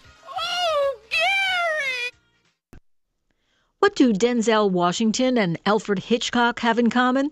Our Jim Roop tells us it's a Lifetime Achievement Award from the American Film Institute. AFI will present Washington with the honor at a tribute gala in June. He'll be the 47th recipient of the award for performances that include his Oscar-winning roles in Training Day and Glory, his Golden Globe for Hurricane, SAG Award for Fences, so many other roles, including Malcolm X, Antoine Fisher, and Remember the Titans. You need a water break. Water is for cowards. Water makes you weak. Water is for washing blood off that uniform, and you don't get no blood on my uniform. Boy, you must be outside your mind. Other recipients include, along with Hitchcock, Mel Brooks and George Clooney. Jim Roop, Los Angeles. Houston Astros came out on top with a 7-2 win over the Cleveland Indians to start the American League Division Series. In the other ALDS contest, it's the Red Sox and the Yankees. I'm Barbara Cusack. Five9, your local single-source IT solutions provider, specializing in cloud technology, consulting, servers, networks, and hosting. We manage your IT so you can focus on running your business. Enjoy technology. Enjoy 59s.com. You're not wired to have a response to this sound. But when we introduce a new stimulus, save the food, we're helping to stop food waste. Save the food. For tips and recipes, visit savethefood.com. Brought to you by NRDC and the Ad Council. The Western Scrub Jay. I was taking my science class on a virtual reality bird-watching expedition. All of a sudden, Charlie Kane shouts, "Arr! Arr!" He had spotted the elusive black swift, a bird rarely seen in the wild. For a brief moment, Charlie had not the eyes of a 9-year-old boy. He had the eyes of an eagle. Teachers just have better work stories. Find out how creative teaching can be at teachdfw.org. Brought to you by Teach and the Ad Council.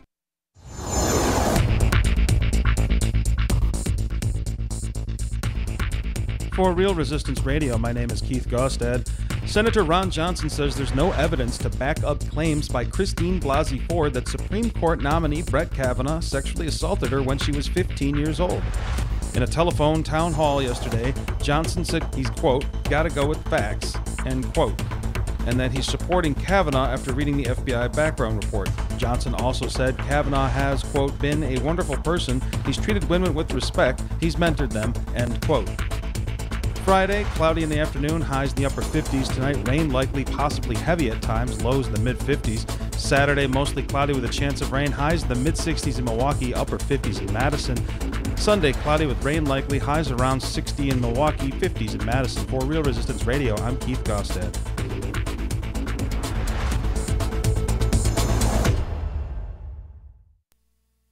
The following program is a presentation of DC Communications, LLC. Warning, you are about to listen to the greatest radio show ever.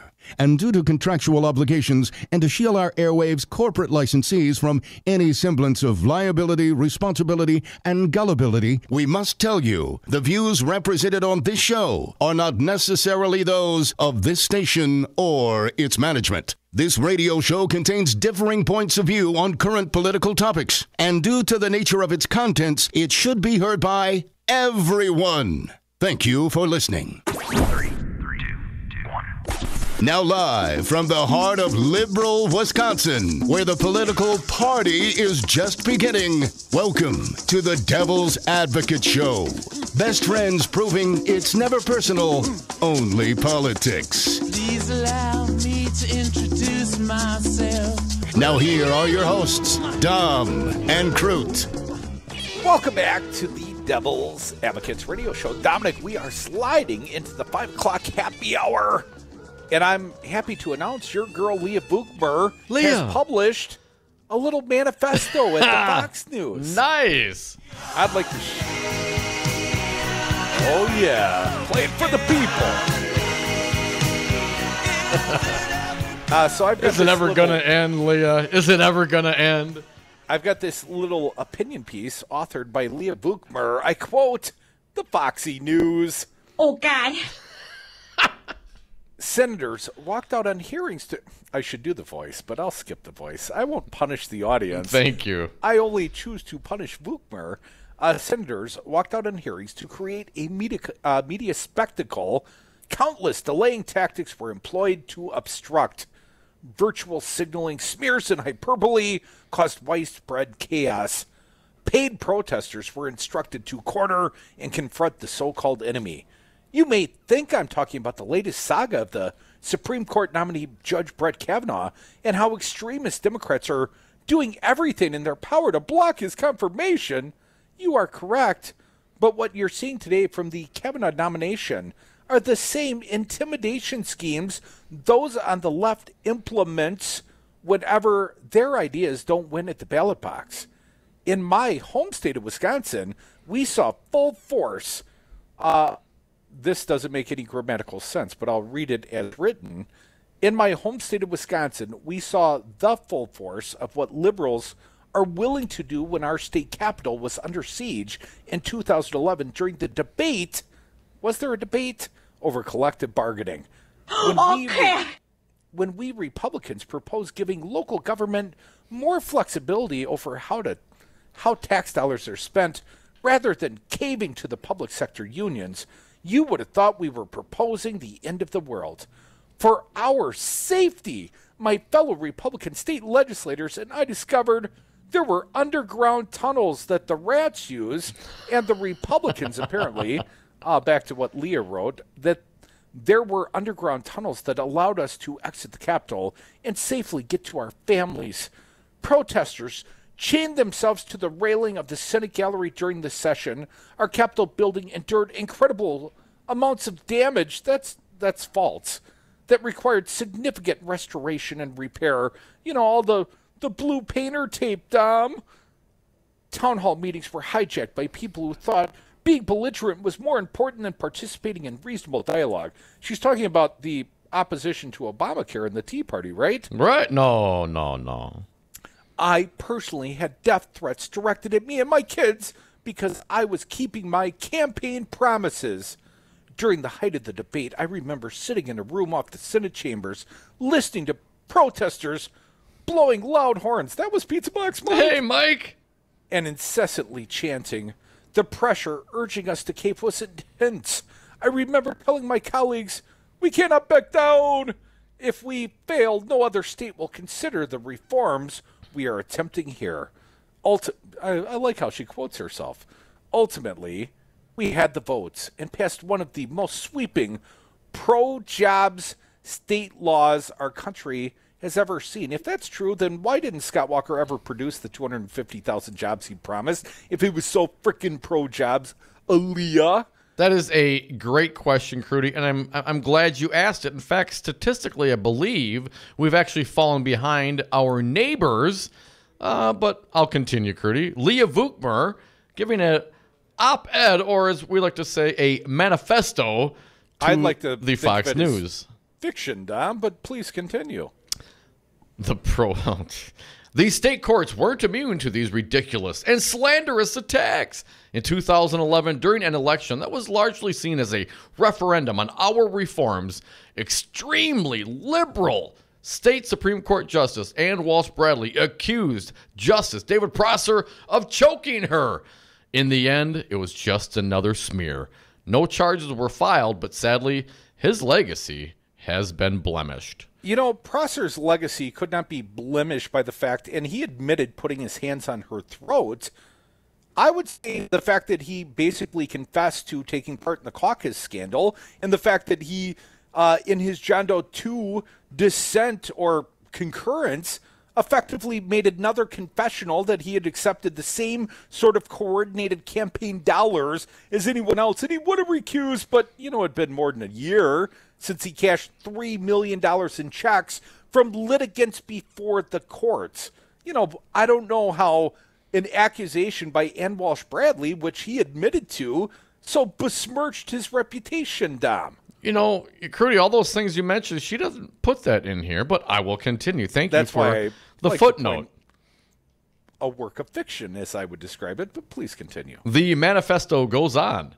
Despite all the venom and scaremongering, the sky did not fall in Wisconsin because we held to our principles and kept our promises to balance the budget. Wisconsin's economy is booming. I would say the economy doing well, Dom, but we've got a $3.5 billion structural budget. We're supposed to be in the good times. Scott Walker brags all the time deficit. Make sure you say deficit. Structural budget deficit. Sorry. Once upon a time, Scott Walker bragged from here to every bumper sticker in the state about how he solved the $3.6 billion budget crisis, which you've pointed out many times, Tom, was actually a reflection of agency acts, not a real number, just a fabricated number. But here we are. We face a $3.5 billion structural deficit in the very next biennium, and these are the good times. And the good times don't last forever, Crudy. Leah Vukmer's manifesto continues. After more than $8 billion in tax cuts, we've had below 3% unemployment for months. More people are working than ever before in our state's history. Crudy, isn't the debt as high as it's ever been as well? I'm just curious. Do you remember? And the bonding on the roads has grown about 70% under Scott Walker. Okay, but footnote number 3. I continue. When the recall elections rolled along, voters sided with those of us who stood strong and kept our promises. What we're seeing in Washington with the Kavanaugh nomination in the U.S. Senate is the same. Block, obstruct, resist at all costs.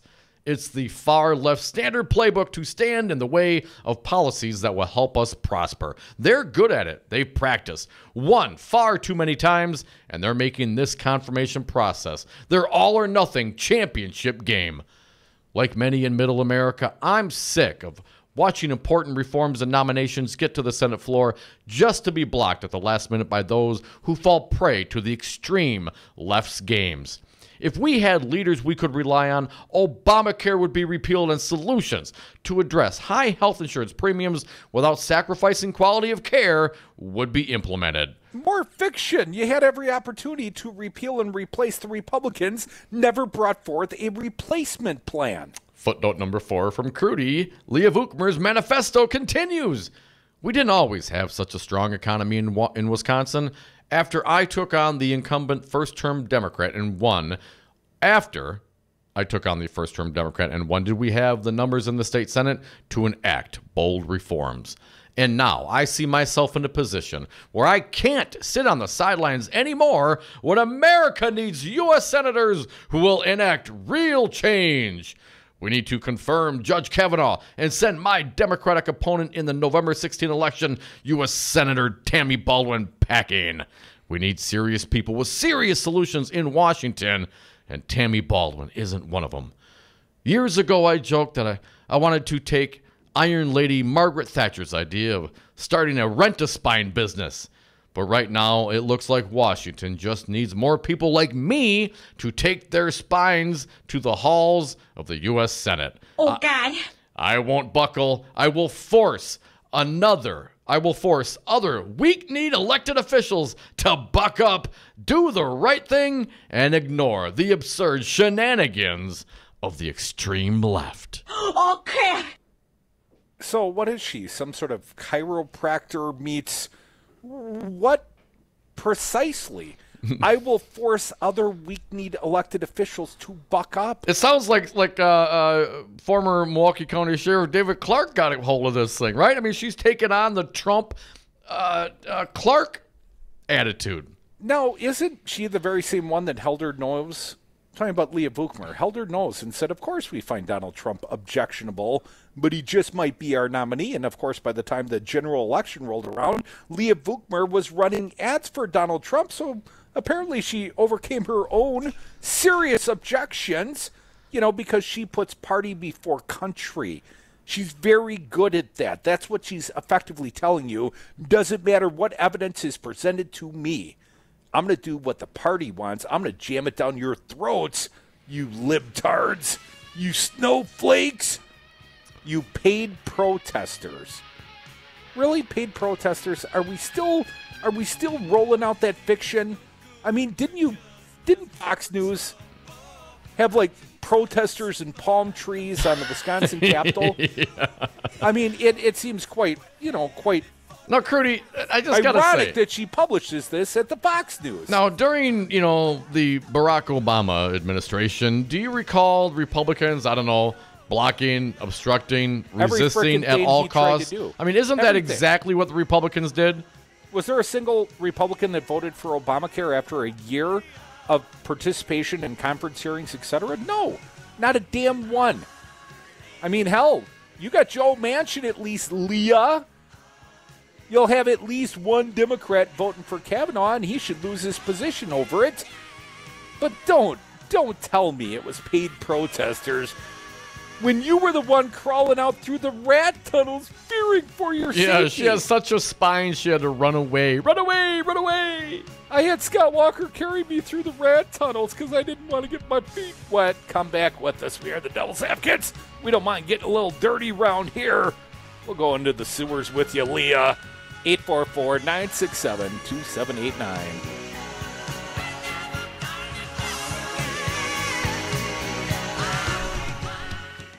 That music is for everyone. Oh, God. If I can take on 100,000 protesters, I can do the same across the world. When you're outside, we'll discuss whatever problem you have, okay? Oh, crap! Oh, crap! Crap! Crap! Crap! Aren't you ashamed? Oh, crap. Have you ever been stopped by the Milwaukee police and wondered about how you were being treated? Well, the Justice Tour will explain how the Milwaukee Police Department should treat every Milwaukee citizen.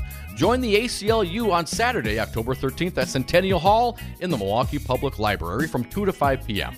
For more information, visit our website at aclu-wi.org/Justice Tour. That's aclu-wi.org/Justice Tour. We can't wait to see you there. Hi, Resistance Radio listeners. This is Kim Schrader, the president of the Milwaukee Teachers Education Association. We are the 4,600 educators who make Milwaukee's public education system possible. MTA members are the guardians of public education because every single day we are fighting to strengthen and protect public schools our students deserve. MTA educators are leading the fight in Milwaukee public schools for smaller class sizes, more recess, physical education, art, and music opportunities for every child in MPS. MTA educators are the champions for healthier school meals, positive discipline practices, equitable schools, and schools that partner with parents. MTA members are the guardians of public education, and we are proud to teach all children, regardless of their zip code. To learn more, follow us on Facebook at the Milwaukee Teachers Education Association. The Devil's Advocates. James Santel, he's a former U.S. attorney. He's our guest live on Brady. Once again, a pleasure to be with you, gentlemen, to talk about the latest news breaking as we speak. The FBI raided Michael Cohen, Trump's personal attorney, but once they got there, then they went back and got a more thorough warrant and said, we'll take everything. My first reaction is you need to teach criminal constitutional law. You've got it just right in terms of the process. They are kind of a big deal. This is a really big deal. The Devil's Advocates, radio for the 99%.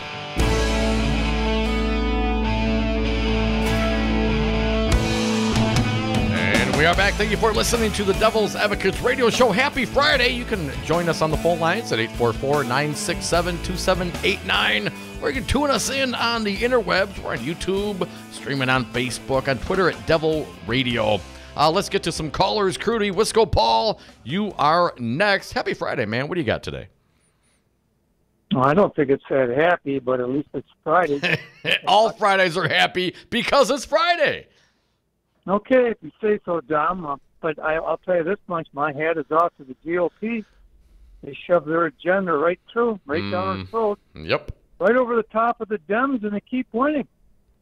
So much winning. Are you tired of all the winning yet, Paul? So much winning. Yeah, there's a lot of winning. When you get your Supreme Court justice, two of them, I mean, for Paul, God's they always sake. had the votes. Nothing has changed in the last 2 weeks. We had a little theatrics, and we had a chance. Had a little insight into just how crazy Kavanaugh might be, how intemperate, how non-judicious. Yeah. But other than a few insights into the real Brett Kavanaugh, man, nothing has changed. The vote is effectively about the same it would have been had the Republicans run out any other Federalist Society chosen candidate. I mean, nothing changed, Paul. This result was entirely predictable weeks ago. Well, this is what happens. The GOP, I'll give them this. They go out and vote. They don't screw around, and they follow their leaders. You know, another thing that makes a difference is Mitch McConnell, he controls all this corporate money. So when he comes up to you and says, this is the way you're going to vote, boys, you better say yes, because otherwise he's going to say, no money for you, and I'm going to primary you. You know, we basically now have a corporate government. And I don't know if it's going to change anytime soon. I don't know what people don't understand. Well, Paul, I appreciate your call, buddy. I don't know if Dom just cut you off there, but here's the part you don't understand. It's not Mitch McChinless's corporate money. It's the paid protesters. As Donald Trump tweeted on Friday, attacked protesters demonstrating against Supreme Court nominee Brett Kavanaugh, asserting, pardon me, everyone, without evidence that they are paid professionals. The very rude elevator screamers are paid professionals only looking to make senators look bad. Don't fall for it, he tweeted. Trump claimed that billionaire liberal activists, wait for it, George Soros. Where's that Soros money? Damn it, George. Damn it, George. We never get the Soros money. Trump claimed the billionaire liberal activist George Soros is among those funding the demonstrations against the judge who has been accused of sexual misconduct by multiple women. And, of course, we know that's the very same tact that your girl Leah Vukmer took in her fictional piece for the Fox News. Paid protesters. You know, no one can ever react organically like the Tea Party purportedly did. When the left is outraged, when Republicans jam stuff down our throats, be it Brett Kavanaugh, be it Act 10, the Republicans act like, well, this is in your best interest. No, Eat let's your broccoli, I get and it. if you protest, I get it. you got paid to protest. But isn't that exactly what they said about the grassroots, or what they say? Not grassroots, but fake grass. AstroTurf. AstroTurf. Rudy, weren't the Dems, haven't you said, well, those that came out against the ACA, they were AstroTurf. It was not organic. I mean, doesn't this work on all sides all the time? I think it does. And, Dom, I think we're going to have someone check in with us from outside the Senate building in Washington, D.C., our friend Sarah Pearson. I think she's going to join us in about 20 minutes on the phone, so we'll go to her soon.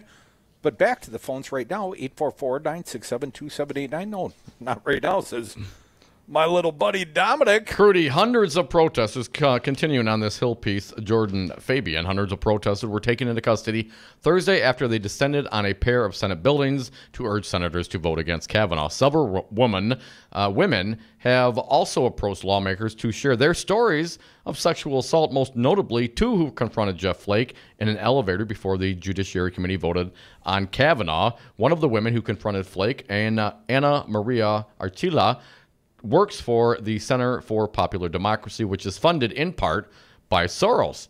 Flake later brokered an agreement to conduct an FBI investigation into the claims against Kavanaugh in exchange for his vote to help advance the judge through the Judiciary panel. And, Crudy, as you mentioned, Orrin Hatch, another terrible example of a POS, terrible person. When people are approaching you and explaining themselves and expressing their issues to you, you get waved off. You know, he just shivs his hand at you. Go away, away. That's how you dismiss the help, Dom. You give him one of those, the back of your hand.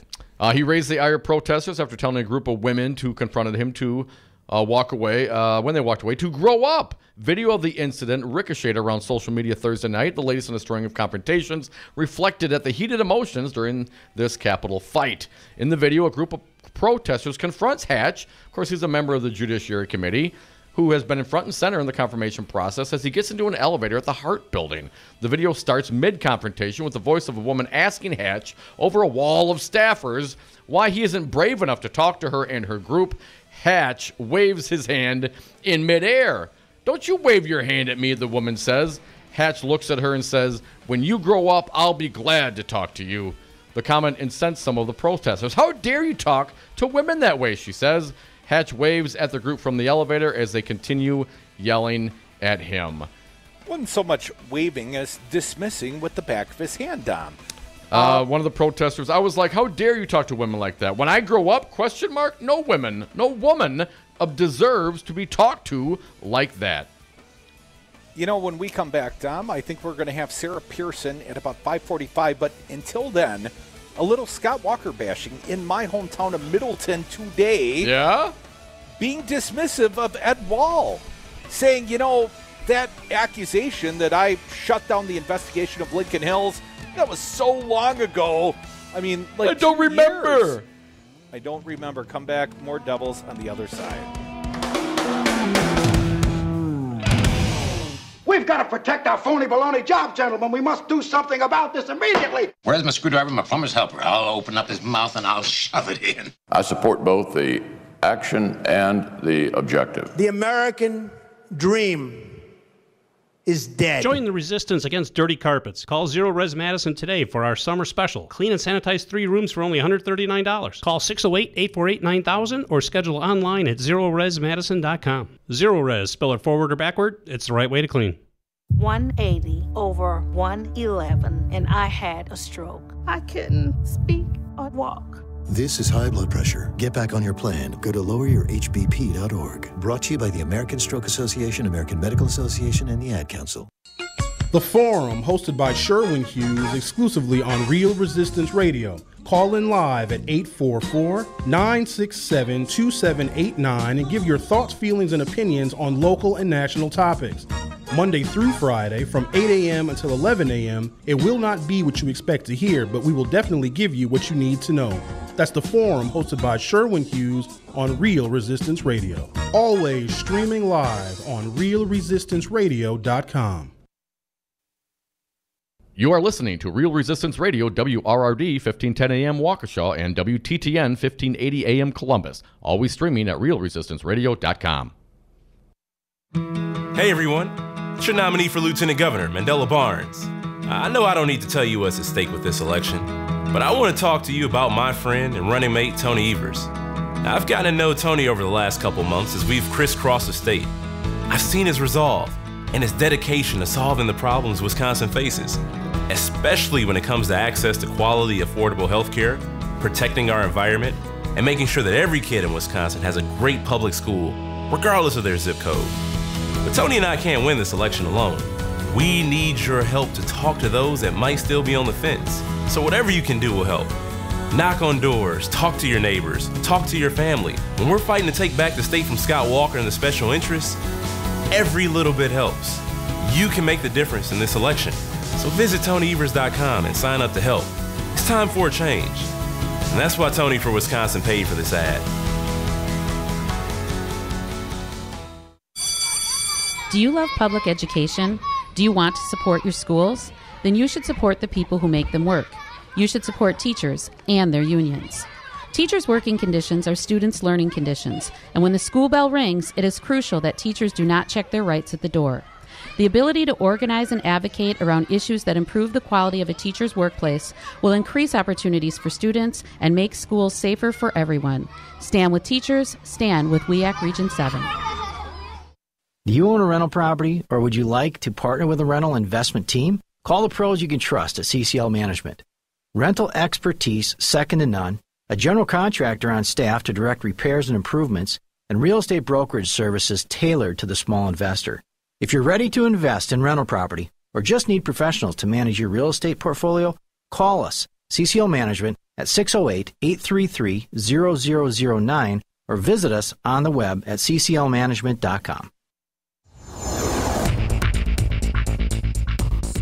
For Real Resistance Radio, my name is Keith Gosted. In a column posted today on the Fox News website, Leah Vukmer compares what she calls Kavanaugh madness to the reaction of the passage of Act 10 here in Wisconsin. The headline for the piece reads, quote, Kavanaugh madness echoes time when Democrats tried to take over my state with craziness. In the column, Vukmer, who is running to unseat Senator Tammy Baldwin, said, quote, paid protesters were instructed to corner and confront the so-called enemy, end quote. She also said she will force other weak-kneed elected officials to ignore the absurd shenanigans of the extreme left. Republicans in the state assembly are concerned that Attorney General Brad Schimmel may lose his re-election bid to Josh Kaul, so they've hired a private attorney to intervene in a lawsuit over Wisconsin's legislative map and will seek to dismiss the suit according to court records. For Real Resistance Radio, I'm Keith Gosted.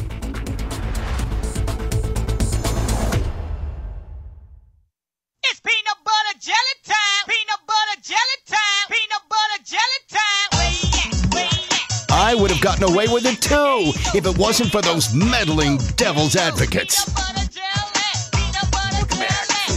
Devil's Advocates radio show. You may say, why are you playing the peanut butter jelly song? Crudy, why are you playing the peanut butter jelly song? Well, Scott Walker references peanut butter and jelly, you know. What, not ham sandwiches? I think what he said is to the effect, and I'm paraphrasing here because I've got another outrage against Scott Walker, but what he said effectively is, you know, some things just go together, like peanut butter and jelly and Tony Evers and raisin taxes. And my response was, I thought you were a ham and cheese guy. A ham on white guy. Here is what's got me truly bothered, Dom, and it's not peanut butter jelly time, because, Scott Walker's going to say what he's going to say. And I do love some peanut butter jelly, I'm just saying.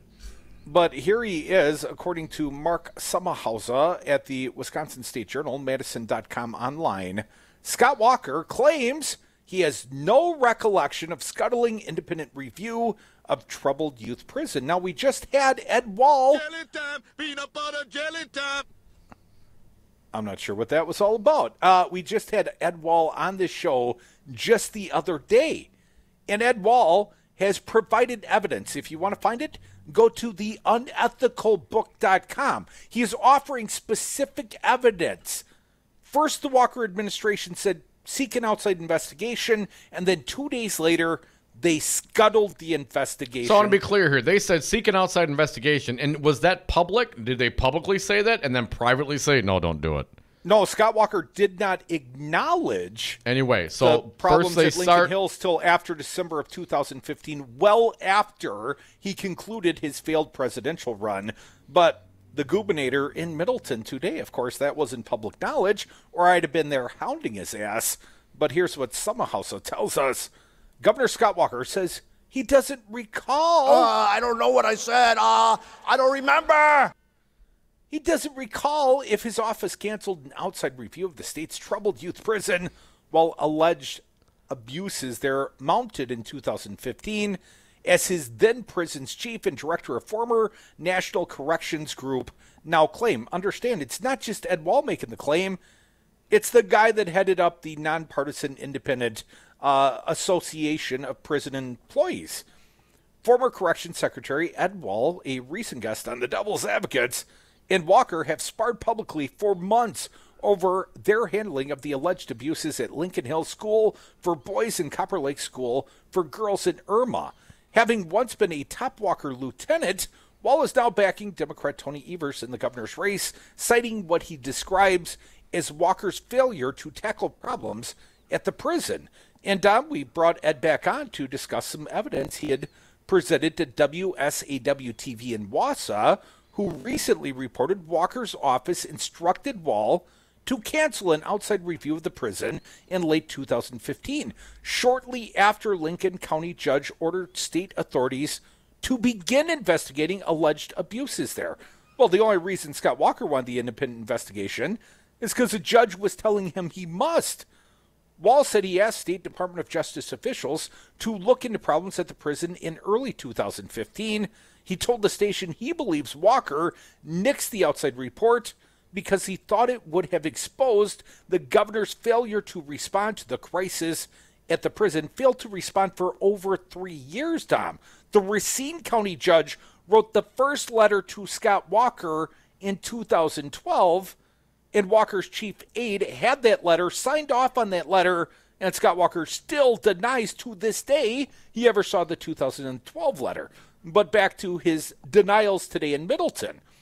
Walker, speaking Friday while touring a manufacturer in Middleton, said, I don't have any knowledge of that, while questioning Wall's credibility.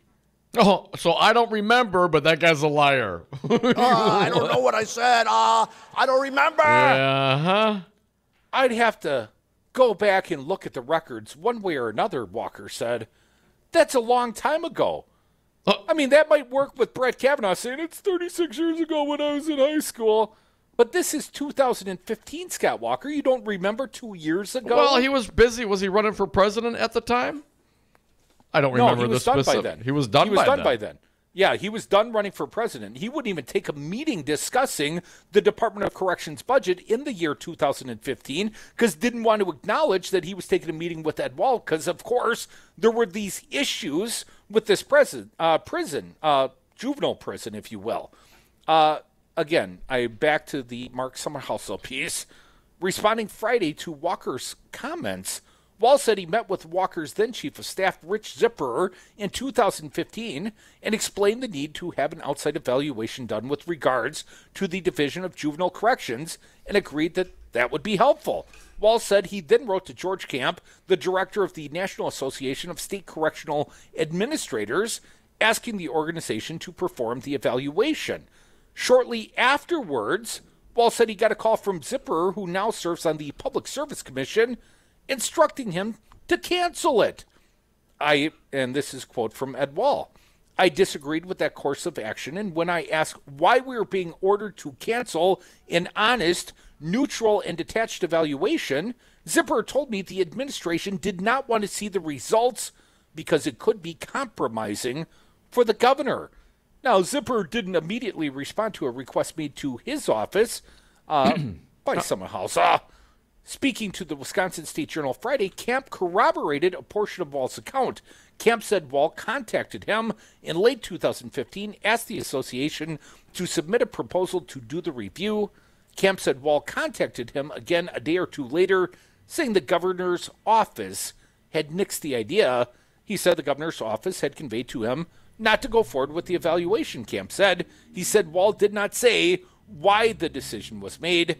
And last year, the state settled for nearly $19 million a lawsuit with a former female inmate who tried to hang herself in the prison in November of 2015. It was the largest civil settlement in state history, Dom. Earlier this year, Walker and lawmakers moved to close Lincoln Hills and Copper Lake and set up smaller regional juvenile correction facilities around the state. Wall said he made that proposal to the governor's office in 2015, and Walker didn't embrace it until after Wall announced last year that he was writing a tell-all book about his time in Walker's cabinet. Of course, that book was released in August, and Crudy finally gave me my copy. Thank you, buddy. For a 4-year... He had to steal it from you. I didn't give it to you so much. A 4-year state and federal investigation into abuse allegations at the prison remains open. 4 years. Well, first the state had to drag their feet for nearly 2 years, Tom. Walker reiterated Friday his criticism of Wall as someone who lacks credibility because he was fired from state government for allegedly breaking the law. Suddenly now he's a credible source? I'd take that for what it's worth, Walker said. Yeah, look who's talking.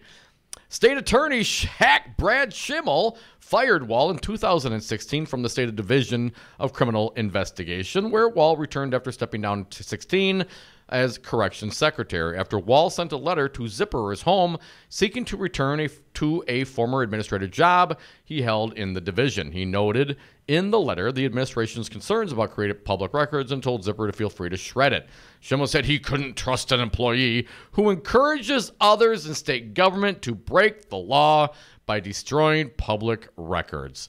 Wall said governor's repeated references to his firing are a distraction. Wall said the record being referenced was a personal letter to Zipperer asking him to intervene with Schimmel regarding Wall's old position in criminal investigation.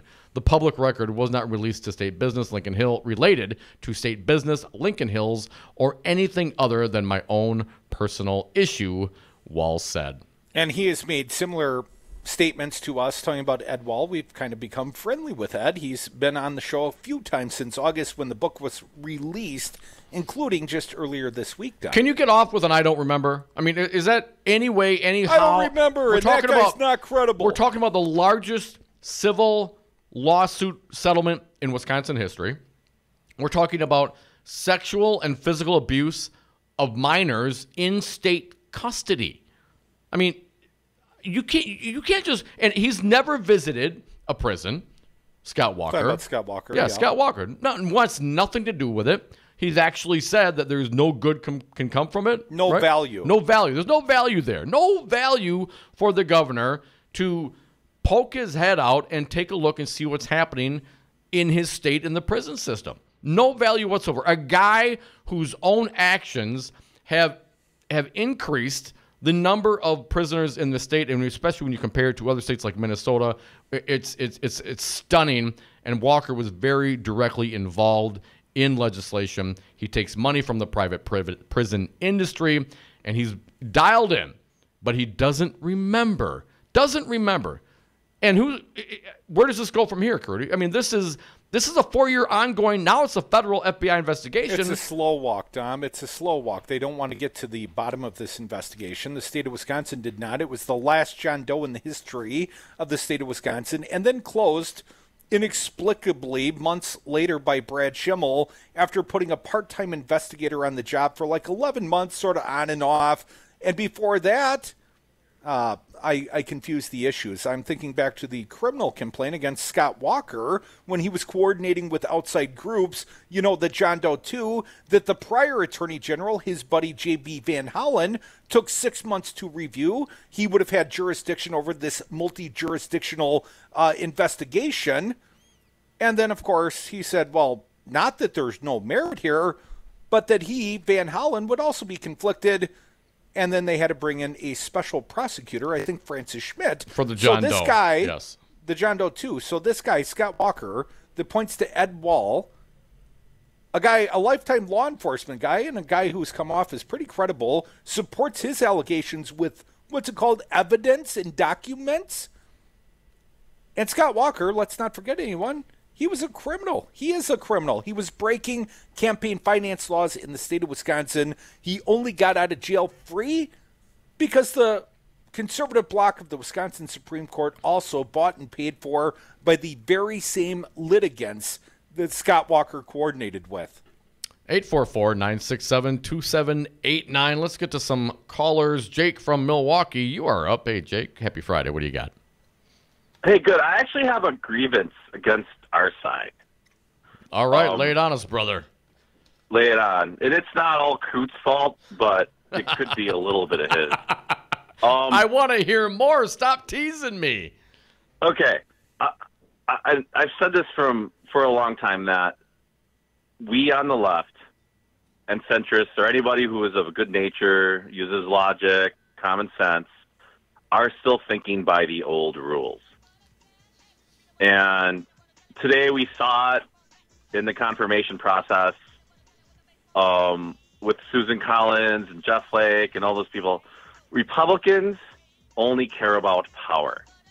Power is the end-all, means-all of everything. It doesn't matter how much you talk about logic or moving some of them over, trying to, or making a good case or having evidence. All they want to do is win and have the power because the ends justify the means. And we see it in Wisconsin. We see it we see it everywhere in our nation.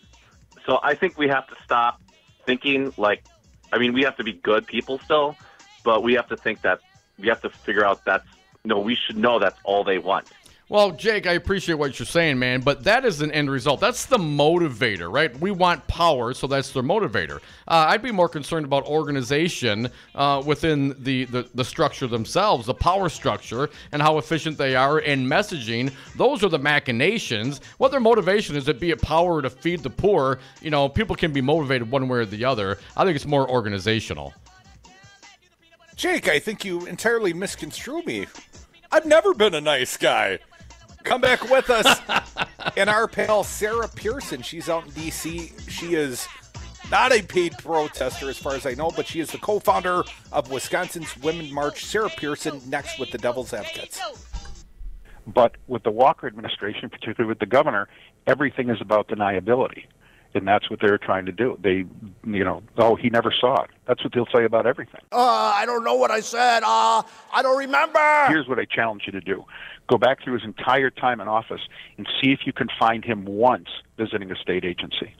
I'll bet you can't. I don't know what I said. I don't remember. Scott Walker. Everything you always wanted in a governor and less. I'm Andy Buck, Field Representative with Painters and Allied Trades of Wisconsin. It's an issue that brings constant challenges for building contractors. How to find qualified painters, glazers, and drywall finishers. IUPAT knows what you want. A professional job performed by skilled workers who care about safety, training, and finishing strong. Workers who are reliable and ready on demand. Let IUPAT provide the people power that you need. You'll feel confident the job is finished right. Connect at IUPATDC7.com and finish strong. You concerned about speaking up at work? Do you feel like you have no say in your day-to-day work routine? Join Teamsters Local 344. Call 414-258-4545. Get a seat at the table. Join your brothers and sisters in negotiating for better wages, hours, and working conditions, and be part of the most powerful union in North America. Teamsters Local 344 covers sales and service throughout Southeast Wisconsin and package and airlines statewide. Contact Teamsters Local 344 at 414-258-4545 or at local344.org. Have a drink at Regano's Roman Coin. This neighborhood corner tavern is as classic as the street it occupies. Family owned and operated since 1966, Regano's Roman Coin is located in a former Pabst Tide House on historic Brady Street, serving an array of craft beers with a focus on Wisconsin breweries. Also, weekly drink specials, trivia on Wednesdays, seasonal sporting events, parties hosted for all occasions, and pet friendly. Open 11 a.m. Tuesday through Friday, 10 a.m. Saturday and Sunday, closed on Monday. Regano's Roman Coin, Milwaukee's pet friendly, cash only order and classic corner tavern. The Devil's Advocates. Tom Perez, chair of the Democratic National Committee. Scott Walker went on something of a Twitter storm, very Trumpian. What do you think this foretells for Scott Walker's future as the governor of the state of Wisconsin? Wisconsinites have woken up. He talked about we need an optimistic message. How can you make people feel optimistic when you take away their health care? How can you make people optimistic when you take away the right to bargain? How can you make people feel optimistic when you're gerrymandering the heck out of districts? Radio for the 99%. The Devil's Advocates. We drink when we toast when we drink. And we are back. Thank you for listening to the Devil's Advocates radio show. If you missed any of this fine program, please go to the website, realresistanceradio.com. You can download interviews and podcasts. Dominic, one last check-in from a friend in D.C. She is Sarah Pearson. She is the co-founder and co-chair Women's March of Wisconsin. Sarah, welcome back to the Devil's Advocates radio show. What's the mood on the ground in D.C. right now? Well, I'll be honest, the mood, it's very disheartening to see, and it honestly, it reminds me a lot of November 9th, 2016. I think people are feeling awfully discouraged, but I think I'm hopeful because we know that we're less than 35 days out from an election, so we've got work to do. Now, Sarah, have you been at the Senate office building? I've seen scores of protesters there all day. I understand a number of arrests have been made. Where have you spent your day in D.C.? Sure. I was at Susan Collins' office for about 4 hours this morning, occupying the office and spending the time facilitating conversations from survivors of sexual violence to the staffers in the office, and really recording our stories and writing them down for the senator. My understanding, Sarah, Susan Collins has announced she will be a yes. She will vote to confirm Kavanaugh. My math says, unfortunately, we're at least 50-49, 51-49, depending on whether or not one Republican senator is there to vote tomorrow. It looks like Kavanaugh will be impaneled on the Supreme Court tomorrow. What will the reaction be at that time, Sarah? I've gotten that question a lot today. What are we going to do? What is the next step? Obviously, it looks really grim for those of us who oppose Kavanaugh's nomination. But the next step is definitely, it's not to despair. I think that we're here and we're outraged, and we have every right to be because of what we've seen in terms of this process and the way that our stories have been ignored. But we have been, this entire movement that's taken place throughout this entire nomination has been powered by these fantastic women organizers from across the country, and we're going to take that spirit and take our skill back to our home states and continue to organize so that we can elect people who respect us and respect our stories and will advocate for us. And clearly, that's not Susan Collins, that's not Jeff Flake, that's not Joe Manchin. Well, Sarah, I was somewhat encouraged a week ago, I believe, last Friday. It was two protesters that approached Jeff Flake, and when I say protesters, I use the term loosely. A sexual assault survivor basically confronted Jeff Flake on a Senate elevator. He went down and basically delayed the confirmation vote for a week so we could have an FBI investigation. What about the FBI investigation, Sarah? How has that gone over? We obviously haven't seen the results of the investigation. If you believe the Dems, Kavanaugh perjured himself. He is not exonerated by this report, and it is an incomplete sham. What are the women, the protesters, what are the people saying about the FBI investigation? Well, obviously, it's my belief that it's incomplete. How do you have an FBI investigation related to allegations of sexual assault, and you don't interview Brett Kavanaugh, you don't interview Christine Blasey Ford, you don't interview Julie Swetnick, and people are coming to you with information in field offices, and you're refusing to hear them out. That doesn't seem like the makings of a thorough investigation. Obviously, that to me seems like that investigation was designed to give political cover to those senators who were going to vote yes anyway. It doesn't speak of a desire to find truth. Now, Sarah, a week later, we saw a similar scene, only Orrin Hatch was approached by sexual assault survivors on an elevator last night. He gave them the back of his hand. He was dismissive of them, told them to grow up. We know that Donald Trump earlier today tweeted and said, the protesters, they're all paid. They're all on the George Soros payroll. Sarah, I want to get your interpretation. Have you been cashing those fat Soros checks? Sure. No. If the George, I have not received my George Soros check. So if somebody could tell me where that is, I would be happy to have it, because it's quite the opposite. These folks who are out here protesting, like, this isn't my first time doing this with them. Many of them are motivated by their own stories of sexual violence. Like a vast majority are motivated by the fight for healthcare. These are the same folks who are out here getting dragged out of Senate offices last year in the fight for the ACA. These are the same folks who are getting dragged out of Senate offices, and I was there too on the fight for the tax bill. So this is nothing new, and these people are dedicated. They're not paid. In fact, they're making financial sacrifices to be here, taking days off of work, paying for bus tickets, putting whatever they can together, starting Facebook fundraisers to be able to pay for an Airbnb or a hostel. Is it well organized? Yes. Are there people behind it who, some who are paid, who are doing the work? Yes, but the vast majority of the people who are out here are people who aren't paid, are people who are here simply because they are motivated by, honestly, a need to survive.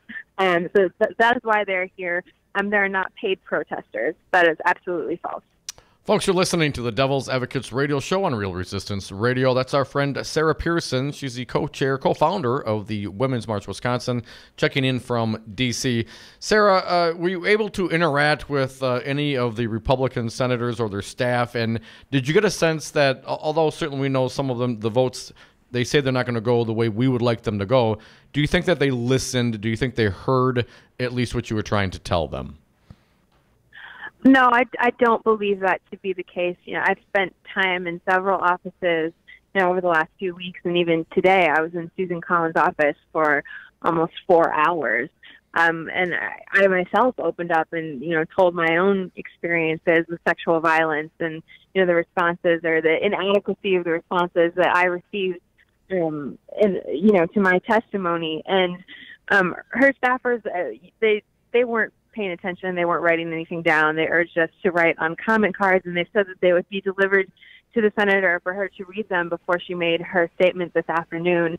And I feel that if she had actually taken the time to read what it was that we had to say and to really take that to heart, that she would not have voted she would not have indicated this afternoon that she would vote yes on Kavanaugh's nomination. So no, I do not feel that our voices were they heard. Yes, were they responded to in a significant and responsible way? No. They may have heard you, Sarah, but they weren't listening. Yes, they will hear us in November. Sarah, is that the takeaway? You've lost the battle, perhaps, but you might still win the war, and the war, of course, is the war at the ballot box. Well, yes, absolutely. I mean, I'm not leaving yet. I'll be here for the weekend. So, tomorrow, obviously, we'll continue to demonstrate, and we'll continue to aim to speak with senators, because we know it's not over till it's over, even though things obviously look really grim right now. But the takeaway certainly is what we've seen, the immense outpouring of support and of organization from women across this country and survivors of sexual violence across this country is something that's galvanizing, that's motivating, and it's something that we're going to take as we harness our political power. And Thank you so much, Sarah Pearson. Thank you, everyone. Have a great weekend. Thanks for listening to the Devil's Advocates. I got a lot of problems with you people. Now, you're going to hear about it.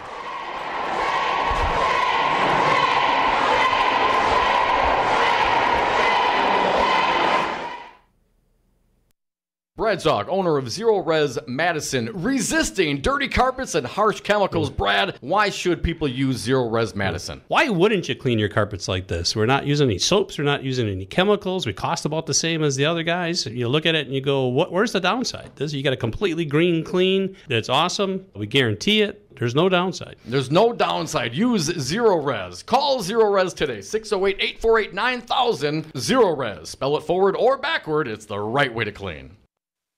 Hi, I'm Todd Stryker, President and CEO of Five Nines. Have you got your head in the clouds on how to manage IT for your enterprise? We can make your dreams a reality. With our enterprise cloud technology, consulting, servers, networks, and hosting, we'll manage your IT so you can focus on running your business. Consider Five Nines your personal enterprise IT solution. Enjoy tech.